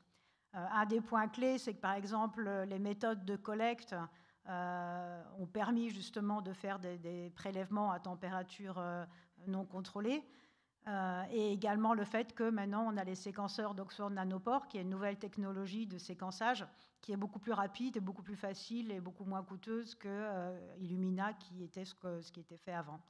Donc nous, chez Luxia, on a standardisé en fait tout ce process pour le sortir justement d'un cadre de R&D et de le standardiser en suivant les standards de la réglementation européenne des DMDIV, donc de permettre en fait de faire des diagnostics in vitro basés sur ces plateformes. Donc on a développé un kit de collecte. À partir de ce kit, on extrait de l'ADN. Sur cet ADN, on va aller le fragmenter, parce que pour séquencer, il faut des tailles de fragments qui sont d'une certaine taille. Donc c'est ce qu'on appelle la préparation librairie. On va rajouter des codes barres pour multiplexer. Et ensuite, comme je l'indiquais, on va séquencer là sur les séquenceurs de Nanopore, que si vous les avez jamais vus, ils sont extraordinaires. En fait, ils sont pratiquement, c'est comme ce boîtier-là. Donc vous pouvez séquencer en fait où vous voulez. Comme ils disent, ils veulent permettre à tout le monde de séquencer n'importe quoi. La seule chose qui reste compliquée aujourd'hui, c'est la bioinfo. Alors pour nous, c'est une opportunité parce que notre ADN, tous les fondateurs, on est des mathématiciens, des bioinformaticiens. Donc en fait, notre valeur ajoutée, c'est justement d'avoir développé un logiciel qui soit lui aussi marqué CE et qui permet en fait de transformer ces séquences dans un résultat clinique qui va parler justement aux cliniciens. Donc on a voulu appliquer ce process pour aider les cliniciens sur les questions de santé de la femme. Donc on s'est dit on va commencer avec la vaginose bactérienne. Donc on a fait une collaboration avec l'ARENA. On a monté l'étude qui s'appelle CEBAM, dont l'investigateur principal c'est le docteur Bobot de l'Institut Fournier. Ça a été multicentrique, il y avait 3 centres en France. Ils ont recruté des femmes qui étaient soit saines, soit en vaginose bactérienne, donc sur des critères classiques de Hamzel et de Nugent, avec un score plus petit que 3 pour les femmes saines et au-dessus de 7 pour les femmes qui sont en dysbiose vaginale. Donc dans cette étude, ce qu'on a montré, c'est que dans un premier temps, alors c'est connu, c'est que les femmes qui ont une vaginose bactérienne ont une alpha-diversité qui est plus élevée que les femmes saines. Néanmoins, quand on regarde, c'est significatif au niveau de la p-valeur, mais ça ne permet pas de diagnostiquer la vaginose bactérienne, puisqu'on voit bien quand même ici qu'il y a des femmes qui ont une diversité basse alors qu'elles ont une vaginose bactérienne. Et puis pareil, il y a quelques femmes saines qui ont quand même un peu de diversité. Par contre, quand on passe au niveau taxonomique, là c'est tout à fait binaire. Donc on voit ici, donc chaque barre représente une femme, un échantillon. Et le bleu ciel, ça correspond au lactobacille. Donc on voit bien que sur un microbiote vaginal de femmes saines, on a vraiment ce qui est connu dans la littérature, une flore qui est dominée par des lactobacilles. Et par contre, quand il y a une vaginose bactérienne, on va retrouver en fait une multitude de bactéries différentes. On ne va plus avoir les lactobacilles, ils vont avoir été remplacés principalement par des Gardnerella, qui sont en orange, mais on a aussi des Prevotella en bleu, et puis le troisième le plus fréquent, c'est Fanniesia, qui est la même chose qu'Atopobium, ils ont changé de nom. Donc on voit bien qu'en fait, avec le séquençage génétique, c'est très facile de distinguer une flore saine d'une flore en vaginose bactérienne. Donc basé là-dessus, on a développé le logiciel qui permet en fait de poser le diagnostic. Donc on l'a appliqué sur ces données.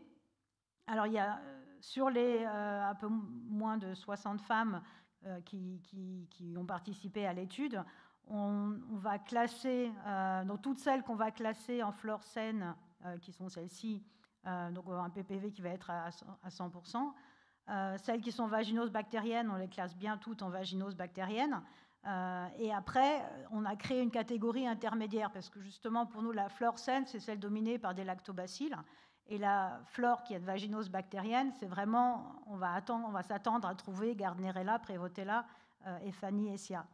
Et il y a 2 cas où justement on ne les a pas classés dans ces catégories-là. Donc il y a cette femme-ci, où on voit qu'elle a une majorité de Gardnerella. Et Du coup, elle est cliniquement effectivement saine, mais comme elle a quand même déjà beaucoup de Gardnerella, nous, on la classe en intermédiaire pour signaler aux cliniciens qu'il n'y a pas que du lactobacille. Sur la vaginose bactérienne, il y en a une ici que nous, on classe pas, enfin que l'algorithme ne classe pas en vaginose bactérienne, parce que c'est une femme qui, comme vous voyez, elle a un petit peu de lactobacille quand même. Elle a beaucoup de bifidobactéries, et pour le coup, en tout cas en intestinal, les bifidobactéries, c'est des bonnes bactéries, ce n'est pas des pathogènes. Et il y a du streptocoque. Donc, avoir du streptocoque et des bifidobactéries, ça ne constitue pas, d'un point de vue biologique, la vaginose bactérienne classique. Donc, c'est pour ça qu'on les met en intermédiaire, parce que ce n'est pas les cas typiques. Alors, pour ceux qui se disent, oui, c'est super, mais on peut déjà faire la même chose avec la PCR, j'ai quand même voulu rajouter une publication récente de Ruffier qui évalue la performance, justement, des outils de PCR pour diagnostiquer la vaginose bactérienne par rapport justement au séquençage génétique. Et on voit en fait qu'on est quand même sur des performances comparables. Nous, on est à 96%. Dans leur publication, ils sont à 92 et 94%. Et les autres tests de PCR sont un peu moins bons. Mais après, notre cohorte était aussi un peu plus petite. Donc, on a peut-être aussi eu de la chance sur le 96% par rapport à l'autre test. Donc, ce serait intéressant de voir si on garde les performances dans un groupe plus grand. Donc pour finir, on pense qu'il y a énormément d'avantages pour les femmes. Alors pour les femmes, c'est principalement au niveau logistique parce qu'elles peuvent faire l'auto-prélèvement, ce qui leur permet en fait d'avoir un diagnostic de vaginose bactérienne qui peut être fait en fait avant la consultation avec le gynécologue ou la sage-femme, enfin après avec le praticien de santé. Pour le praticien, c'est évidemment un gain de temps d'avoir déjà le diagnostic qui est posé quand la femme elle arrive. Et là où c'est particulièrement intéressant, ce sera dans les prochaines versions qu'on va faire du produit, puisque ça permet de caractériser l'espèce de lactobacille. Alors pour ceux qui étaient là ce matin, on sait par exemple que lactobacille iners a un risque d'association avec la naissance prématurée qui est beaucoup plus élevé que Lactobacillus crispatus. Donc on sait que sur la prédiction de la prématurité, il y a un lien avec le microbiote vaginal. C'est la même chose sur la FIV. Il y a une publication qui est sortie et qui montre qu'on peut bien prédire les femmes où l'embryon ne va pas prendre aux causes du microbiote vaginal. Donc ça sera les prochaines versions sur lesquelles on travaille, mais on a commencé avec la vaginose bactérienne. Donc voilà, ça c'est à quoi ressemble en fait. Donc on a marqué CE le produit, on l'a déclaré à l'ANSM et le résultat du coup du diagnostic se présente sous cette forme-là. Et on cherche toujours des cliniciens avec lesquels faire des études de validation sur des cohortes plus grandes et justement dans le suivi des grossesses. Donc s'il y a des personnes qui sont intéressées à monter des études cliniques, qu'ils n'hésitent pas à me contacter pour lancer ça.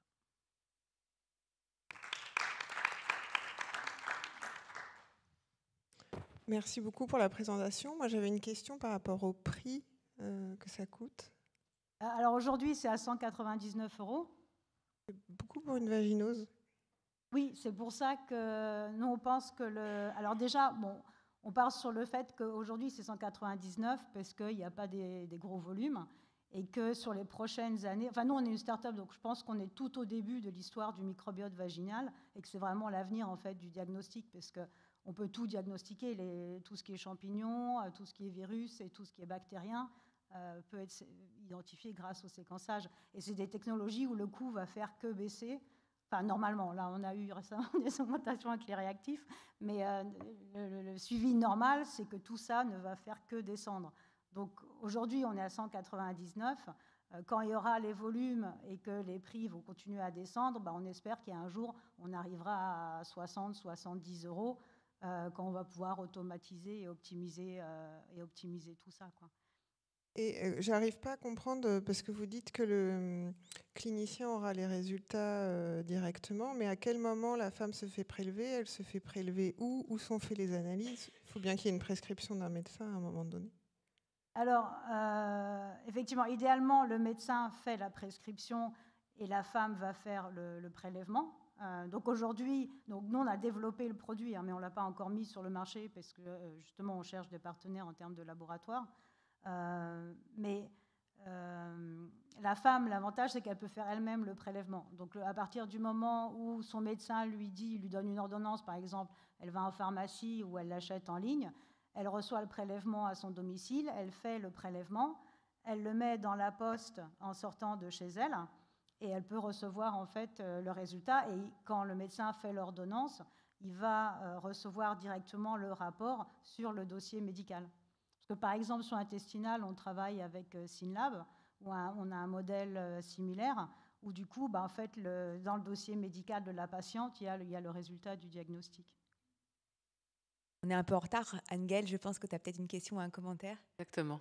Merci beaucoup. Évidemment, moi, je suis hyper contente de voir ce topo parce que j'en attendais pas autant dans la même journée. Ce matin, on disait justement à ceux qui étaient là que pour l'instant, c'était pas encore quelque chose de proposé. Donc, je vais pouvoir dire ce soir que c'est quelque chose de proposable.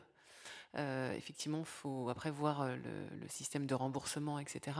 Mais juste, ne serait-ce que pour l'intellect et pour le soin des patientes, je pense qu'on a avancé très vite sur quelque chose qui est indispensable à faire passer comme message, qui est que on a une finesse dans les diagnostics et une adaptabilité individuelle à mettre en place pour chaque patiente, et ça va passer par ça justement. Et donc, il faut arrêter de mettre un Lomexin à toutes les patientes et faire vraiment du traitement individuel en fonction des besoins spécifiques. Et donc, ça va nous permettre de le faire. Donc, merci beaucoup. Voilà. Merci à vous. On va maintenant accueillir Alessandra Musso qui va nous parler des effets de la restriction des visites en maternité sur le déroulement des allaitements pendant le premier confinement. Une étude de cohorte bicentrique avant et pendant la période Covid.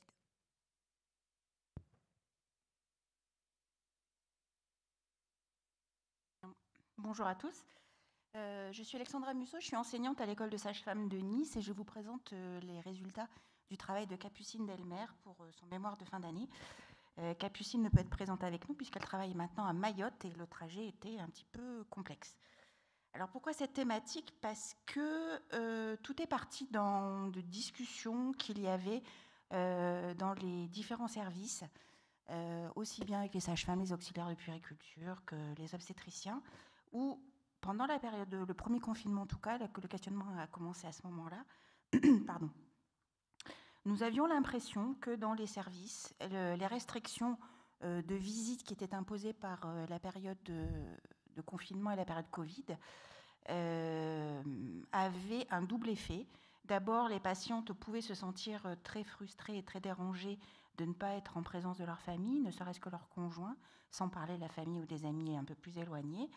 Et puis, on s'est rendu compte, on avait l'impression, en tout cas, on ne s'est pas rendu compte, pardon, on avait plutôt l'impression que même s'il y avait cet effet psychologique plutôt négatif, les patientes les femmes accouchées semblaient beaucoup plus calmes, tout comme les nouveau-nés semblaient beaucoup plus calmes, moins irrités, moins énervés, et que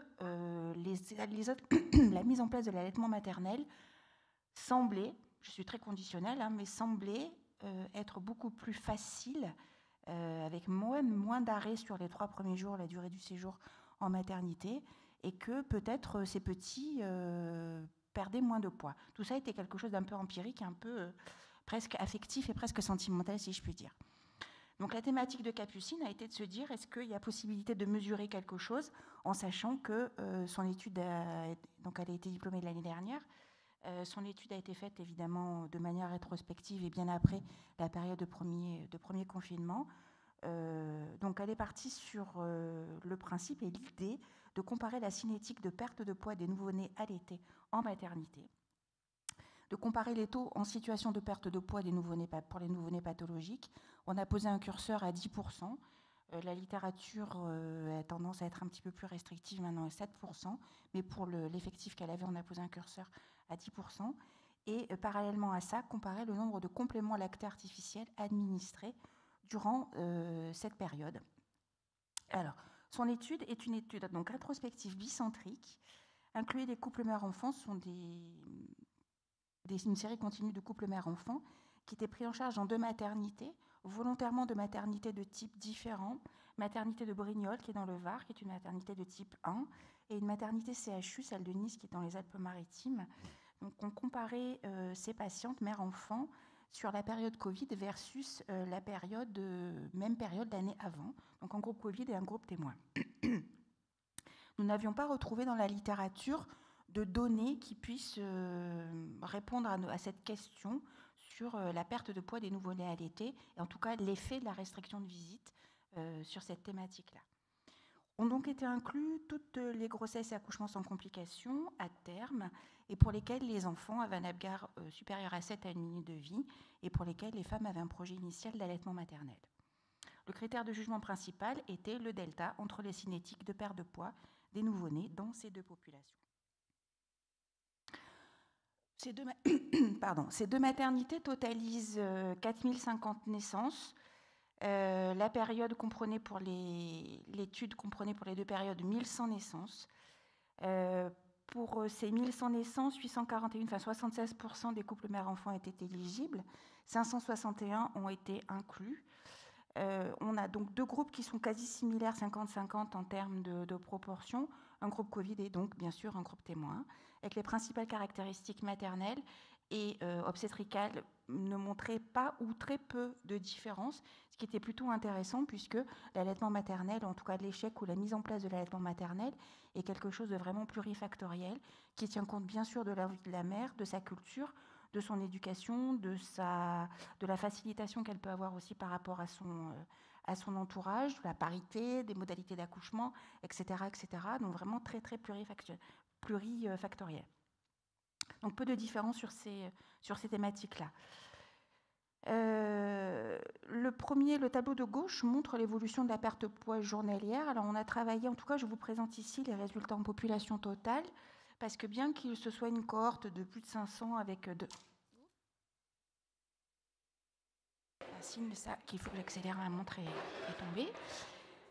Bien que nous ayons plus de 500 personnes, en fait, on s'est rendu compte que dans ces deux maternités-là, pendant la période Covid, les enfants n'étaient pas pesés à J1. Alors, moi, je ne sais pas pourquoi, mais il y a eu, dans les deux maternités, il y a eu une décision de ne pas peser les enfants. Donc, on a des effectifs qui finalement vont être réduits. Je n'ai pas mis l'effectif total. Donc, pourquoi est-ce que j'insiste sur la population totale? Parce qu'on peut faire des sous-groupes, que ce soit par rapport à la parité, simplement binaire, multipart, nullipart, multipart, et également sur la modalité d'accouchement, puisqu'on sait que des facteurs de frein d'accouchement sont bien sûr la parité, mais aussi l'accouchement par césarienne ou par extraction instrumentale qui freinent et qui sont des causes d'échec de démarrage de l'allaitement. Donc qu'est-ce que l'on observe malgré tout? J'ai mis en rouge ce qui était franchement significatif ou les tendances, parce que c'est une question d'effectif. On constate en population totale qu'entre J0 et J1, paradoxalement, il semble que pour le groupe Covid, il y ait malgré tout une perte un petit peu plus augmentée de perte de poids. La tendance s'inverse à partir de J2, et auquel cas, le groupe Covid semble plus protégé par rapport à la perte de poids. Le tableau de droite montre l'évolution de la perte de poids à partir du poids de naissance, donc sur les deltas au niveau des jours. Et entre J2 et J0, la perte de poids, en tout cas en grammes, par rapport au groupe Covid, est 191 versus 326. C'est pas tout à fait du simple au double, mais presque. Et la cinétique de perte de poids n'est plus significative au-delà de J2 en population globale pour ces deux groupes. Qu'en est-il des critères de jugement secondaires que nous avions sur les pertes de poids pathologiques pour lesquelles le curseur avait été posé à 10%?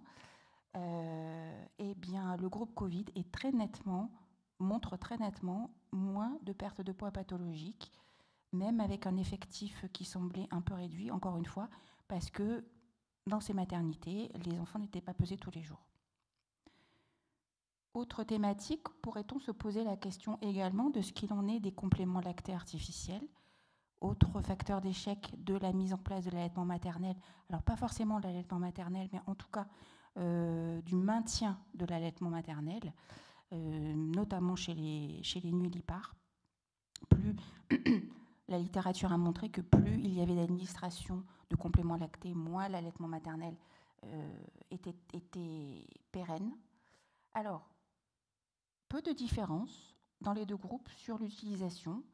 Malgré tout, quand même, une utilisation, je ne dirais pas larga manu, mais tout de même, puisque 45%, 42%, on est pratiquement à moitié-moitié dans les deux groupes d'enfants qui ont qui se sont vus administrer un complément lacté, quelle que soit la motivation, quel que soit le contexte.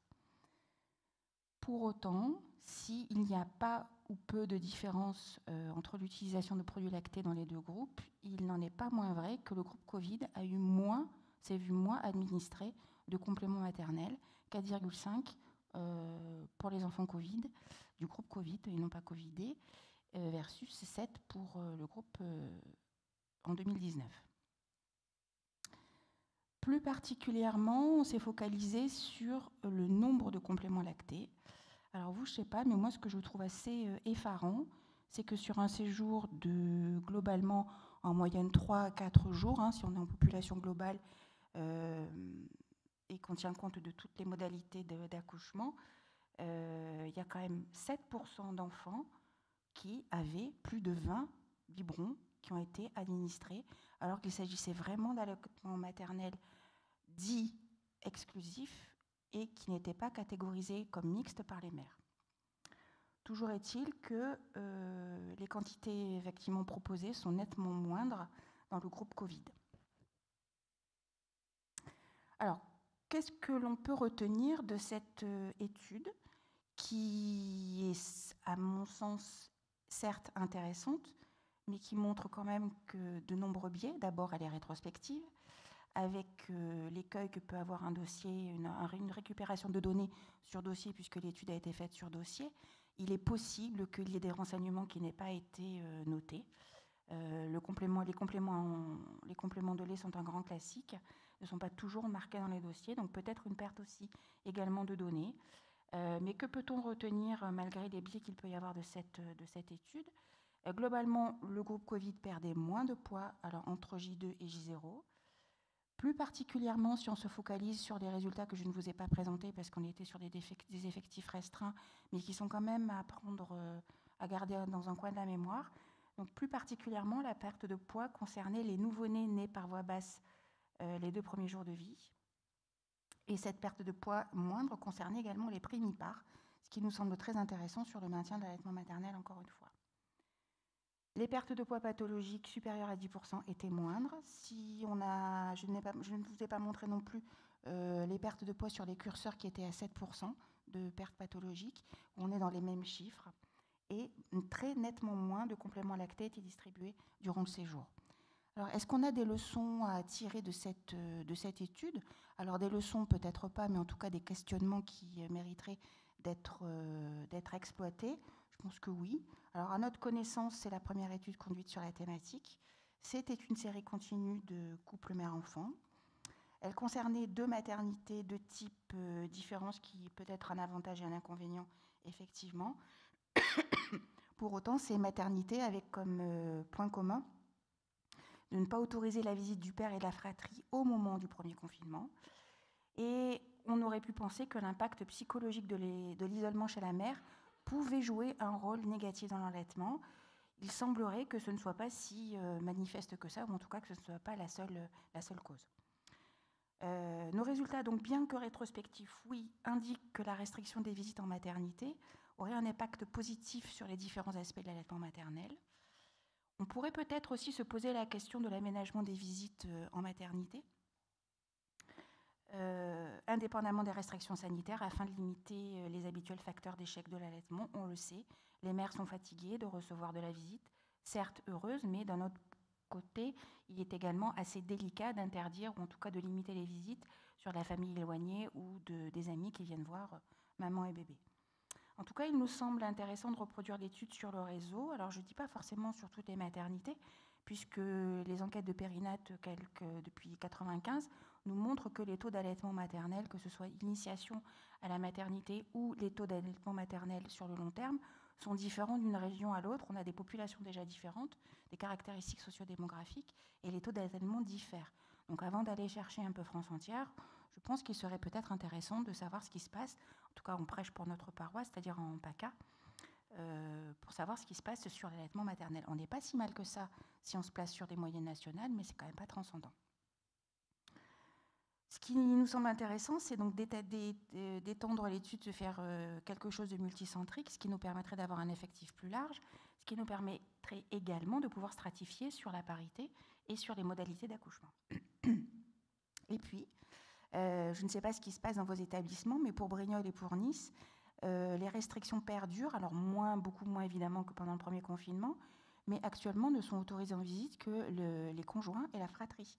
Il n'y a pas de famille élargie, éloignée qui arrive, et il n'y a pas de les amis qui viennent. Donc on est sur une restriction certes, mais moins drastique, mais peut-être que les pertes de poids, en tout cas, pourraient continuer à être limitées en limitant également les visites en maternité et en se contentant de la famille proche. Je vous remercie de votre attention. Merci beaucoup. Nous, on a maintenu les mêmes restrictions et on a l'impression subjective, on ne l'a pas évaluée, mais ça reste à faire, qu'elles ne sont pas mécontentes finalement d'avoir des visites pas nécessairement élargies. Exactement. Finalement, elles ne sont pas si mécontentes que ça. Ouais. Tout à fait. Pardon, je rejoignais, j'allais rebondir sur les communications du matin. Finalement, plus d'allaitement, c'est mieux pour le microbiote et on revient sur les bons effets de l'allaitement aussi. Parce que sur l'allaitement, on cherche les facteurs favorisants, les facteurs restrictifs, mais avant d'aller chercher chez les patientes, peut-être faudrait-il déjà commencer par nos maternités, parce que tout se joue finalement dans le séjour en suite de couche. Et peut-être est-on responsable, nous aussi, en tant que soignants, ou en tout cas au niveau organisationnel, des défauts d'allaitement. Merci beaucoup. On est même pas mal en retard. On accueille tout de suite Gassem Bendaou, qui va nous parler de santé mentale périnatale en période de pandémie Covid, le programme d'accompagnement des parturientes, leur dépistage de dépistage et de protection. Donc restez bien avec nous parce qu'il y aura à la fin de la présentation le lauréat des meilleures présentations et le lauréat de la bourse du GRIG. Alors, merci de m'avoir donné la chance de présenter notre travail. Je suis Bendaour Hassen, je suis interne exerçant actuellement au centre hospitalier de Harpajan, en Île-de-France. Mes chers maîtres, collègues et amis, permettez-moi de présenter aujourd'hui très brièvement notre travail intitulé Santé mentale périnatale en période de pandémie Covid-19, programme d'accompagnement des parturients, de dépistage et de protection. C'est un projet qui a eu lieu dans une maternité à Sousse, une ville en Tunisie, en 2021, pendant la 3e vague de pandémie. On partait d'une simple constatation d'un besoin, une idée qui en découle et enfin une exécution sur terrain très rapide, simple et prémoteuse d'un protocole qui a comme objectif principal d'évaluer le risque de dépression postpartum en pleine pandémie de Covid.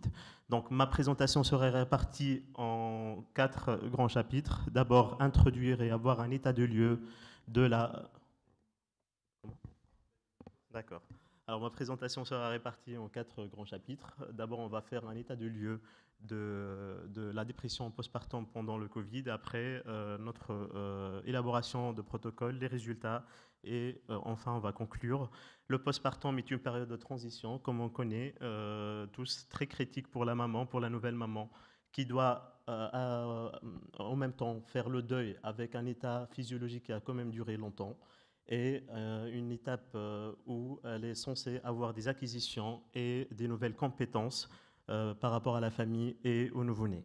Donc cette transition est loin d'être anodine car il est communément connu que cette période est douée de nombreuses complications à la fois somatiques, organiques, mais aussi psychologiques. L'une des issues les plus fréquentes de cette période en postpartum, c'est la dépression de postpartum qui, elle, vient au premier rang des pathologies psychologiques après l'accouchement.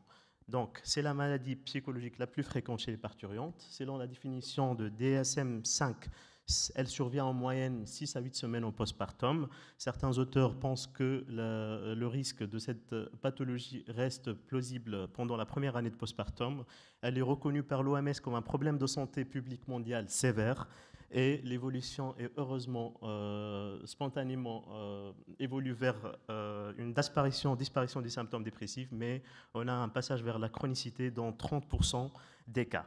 Donc c'est une pathologie qui prédispose à la dépression maladie et donc à la chronicité. Donc pendant l'ère du Covid, la prévalence mondiale de l'anxiété et la dépression postpartum a augmenté massivement, d'à peu près 25% selon l'OMS. Le lien entre le Covid-19 et les troubles de la santé mentale pendant le postpartum était le débat soulevé par plusieurs papiers dans la littérature, comme cette méta-analyse revue systématique qui est publiée dans le journal de Figo en février 2022, qui rapporte les données de 24 essais randomisés retenus qui étudiait la prévalence de postpartum pendant le Covid. Il existe comme résultat que la dépression de postpartum était relativement élevée pendant la pandémie et par conséquent, il semblait nécessaire de réaliser des interventions pour un soutien physique et psychologique des parturientes. En Tunisie, on retrouvait aussi cette augmentation importante de la prévalence des maladies psychiatriques pendant le Covid, notamment celle de la dépression de postpartum, qui est d'à peu près 30% pendant la première année de Covid-19. De ces constatations et d'une simple croyance, on est parti sur un projet de dépistage et de diagnostic précoce de dépression de postpartum pour assurer un bien-être physique et mental de la mère et maintenir le soutien psychologique dans les tout premiers prolongements de l'accouchement. La question était comment s'adapter aux états de lieu particuliers pendant une pandémie qui était à son apogée pendant la troisième vague en Tunisie. Donc pour cela, on s'est inspiré de guides pratiques élaborés par l'autorité de santé et des différentes sociétés savantes françaises en matière d'accompagnement de parturientes à risque de développer des troubles psychiatriques, notamment la dépression de postpartum. Et on s'est particulièrement intéressé à un protocole de screening, d'accompagnement à la sortie des femmes en situation précaire ou de vulnérabilité psychologique ou sociale.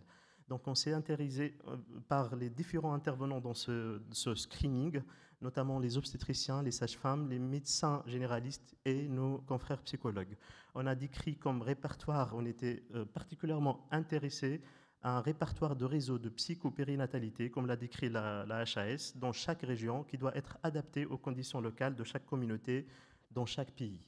Donc, dans notre cas, l'enjeu était d'avoir un screening programme efficace et adapté à la pandémie qui assure une consultation de postpartum qui ne semblait pas évidente dans les caractéristiques épidémiologiques pendant la troisième vague.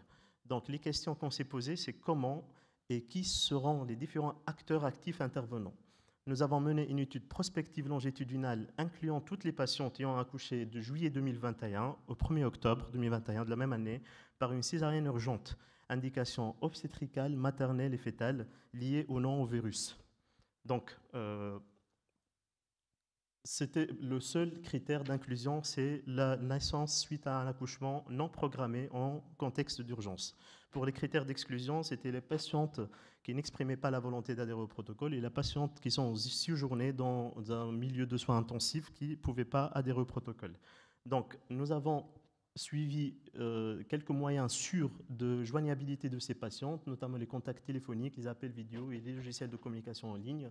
Nous avons établi un questionnaire qui s'est réparti en 2 grands chapitres. Première partie, repérer les facteurs de risque retenus dans la littérature. Et la deuxième partie, c'était avoir recours à un score qui est objectif, qui est le Leidenberg Postnatal Depression Scale, le PDS, qui est un score qui est avant tout retenu dans la littérature, qui est présenté par un simple questionnaire facilement accessible sur Internet sous différentes formes, des quiz, des fiches virtuelles anonymes, et les valide et retenus comme un très bon outil diagnostique comme le montre ce papier très intéressant publié en novembre 2020. C'est une revue systématique et méta-analyse qui regroupait 58 essais randomisés évaluant ce score. Les résultats de la littérature montrent un cutoff de 11, qui a la plus grande sensibilité et spécificité pour retenir le diagnostic de dépression de postpartum. Donc ce score, il est représenté et retenu par la HAS également. Donc nos résultats, on avait 278 patientes qui ont été incluses dans l'étude. Un syndrome dépressif de sévérité variable était présent dans 33,27% des cas. La présence d'anxiété a été relevée chez 62 patientes avec comme principal facteur omniprésent la présence d'un ou plusieurs cas de Covid-19 dans la famille. C'était retrouvé dans 81 patientes, soit 29,13% des cas. L'absence de soutien familial et de conjoint était aussi l'un des facteurs de risque principaux. L'effet de lockdown et ses conséquences socio-économiques ont été relevés chez 148 patientes. Les complications organiques somatiques de postpartum comme l'endométrite et les complications d'allaitement étaient aussi présentes chez 72 patientes plaintives d'une fragilisation de leur état psychologique. Nous avons appelé et convoqué les patientes chez qui on suspectait une dépression de postpartum en faisant participer le service de psychiatrie du même hôpital. Donc, on avait repéré les patientes avec des signes de gravité, avec un syndrome dépressif majeur, avec la mélancolie, un terrain de bipolarité et des antécédents de dépression chronique. Donc, toutes ces patientes, qui étaient au nombre de 13, étaient convoquées pour un entretien psychologique par la psychologue du service. Donc, nous avons aussi été surpris par une hospitalisation indiquée par nos amis psychiatres chez 2 patientes présentant un raptus suicidaire et pour la deuxième, une psychose puerpérale avec un terrain de dépression chronique. Donc, pour conclure, l'accouchement reste un événement heureux, même dans les conditions épidémiologiques graves et réellement menaçantes. Et le vrai challenge en matière de santé mentale des patientes, c'est ce qui est après la délivrance. Nous avons fondé notre petit protocole à partir d'une croyance, que ce soit un accompagnement de postpartum, qui soit un accompagnement de postpartum qui est important. Et ce qui est plus important, c'est d'adapter cette consultation de postpartum aux caractéristiques épidémiologiques de la pandémie dans notre pays. Je vous invite vivement à retrouver notre abstract qui a été récemment publié en janvier 2023 dans le journal de gynécologie obstétrique Fertilité Sénologie. Notre travail possède, comme tout autre travail, des forces et des limites. Notre force, c'est que ce programme a été adapté pour des maternités niveau 2A et 2B dans notre pays, faisant intervenir les sages-femmes et les obstétriciens. Il fait sujet d'un sujet de doctorat en médecine pour un confrère gynécologue. Et pour limite de cette étude, nous sommes conscients de biais de sélection des patientes parce qu'on s'est restreint sur le contexte urgent de l'accouchement. On sait qu'on a juste évalué la sensibilité de ce score objectif, mais on n'a pas une idée sur la spécificité.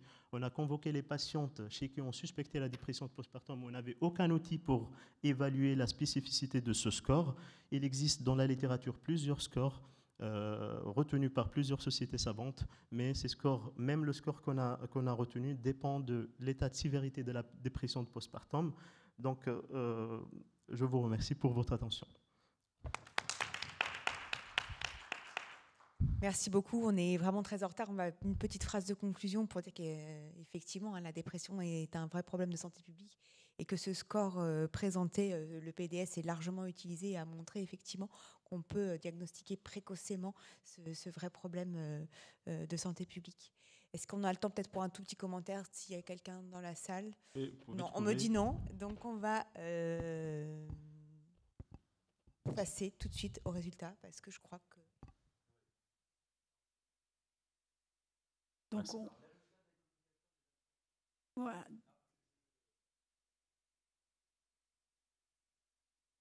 Donc moi, je suis le président du GREG, et donc j'ai la trésorière qui est pas loin aussi. Donc on tient à remercier franchement pour la qualité des présentations qui ont été faites.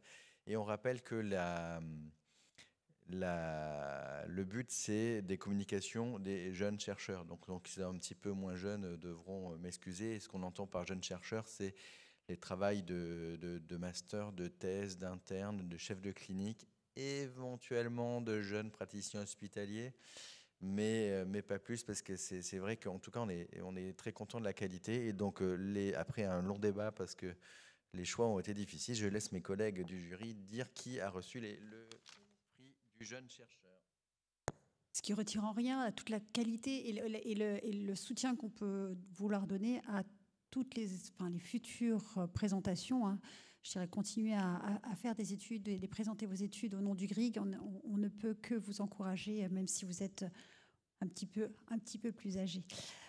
Donc, exceptionnellement, cette année, après un vote qui s'est fait discret, mais qui était au cours des différentes présentations, on a souhaité valoriser 2 travaux, parce que les 2 travaux étaient dignes d'intérêt.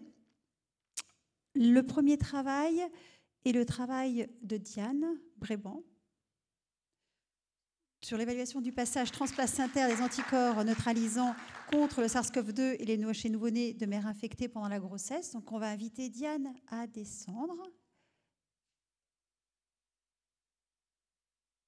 Voilà.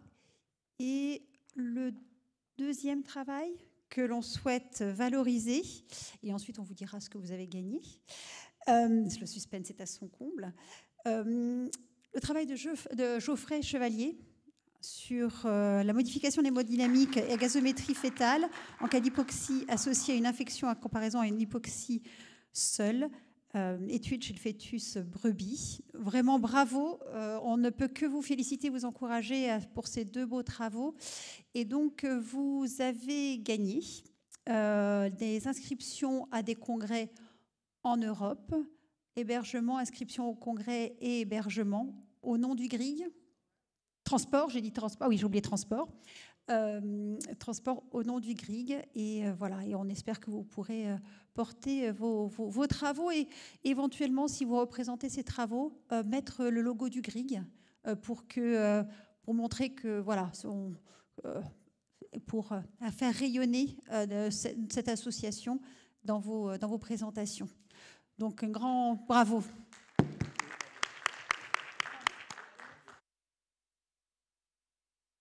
Mais déjà, on peut féliciter déjà les premiers. Voilà. Ah. Voilà, il y a le... Et donc... Ah. Alors, attends. Alors, ensuite, il y a des bourses pour des travaux en cours. Une bourse qui est offerte par le GRIG de 5 000 €. Donc, c'est quand même, c'est pas un salaire, mais c'est quand même une aide. Alors, on sait qu'à quel point c'est compliqué d'avoir des financements pour quand on est jeune chercheur. Et donc, je veux m'assurer de donner le bon nom et être parfaitement... donc,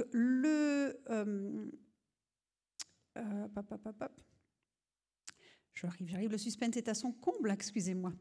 Donc, nous avons la lauréate, Alexandra Claudet, qui travaille actuellement sur l'étude du passage des anticorps antiviraux de la mère à l'enfant. Est-ce qu'elle est là? Elle est au boulot. Bah, il faut bien qu'il y en ait qui travaillent. Donc, on lui communiquera son prix, et on ne peut que la féliciter encore pour ce travail.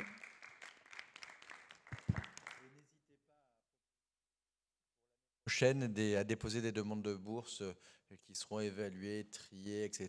etc. Donc n'hésitez pas. La seule demande, c'est que la personne qui encadre doit être adhérente au GRIG pour pouvoir présenter son master. Donc n'hésitez pas, si vous voulez adhérer au GRIG, c'est 20 € l'adhésion au GRIG.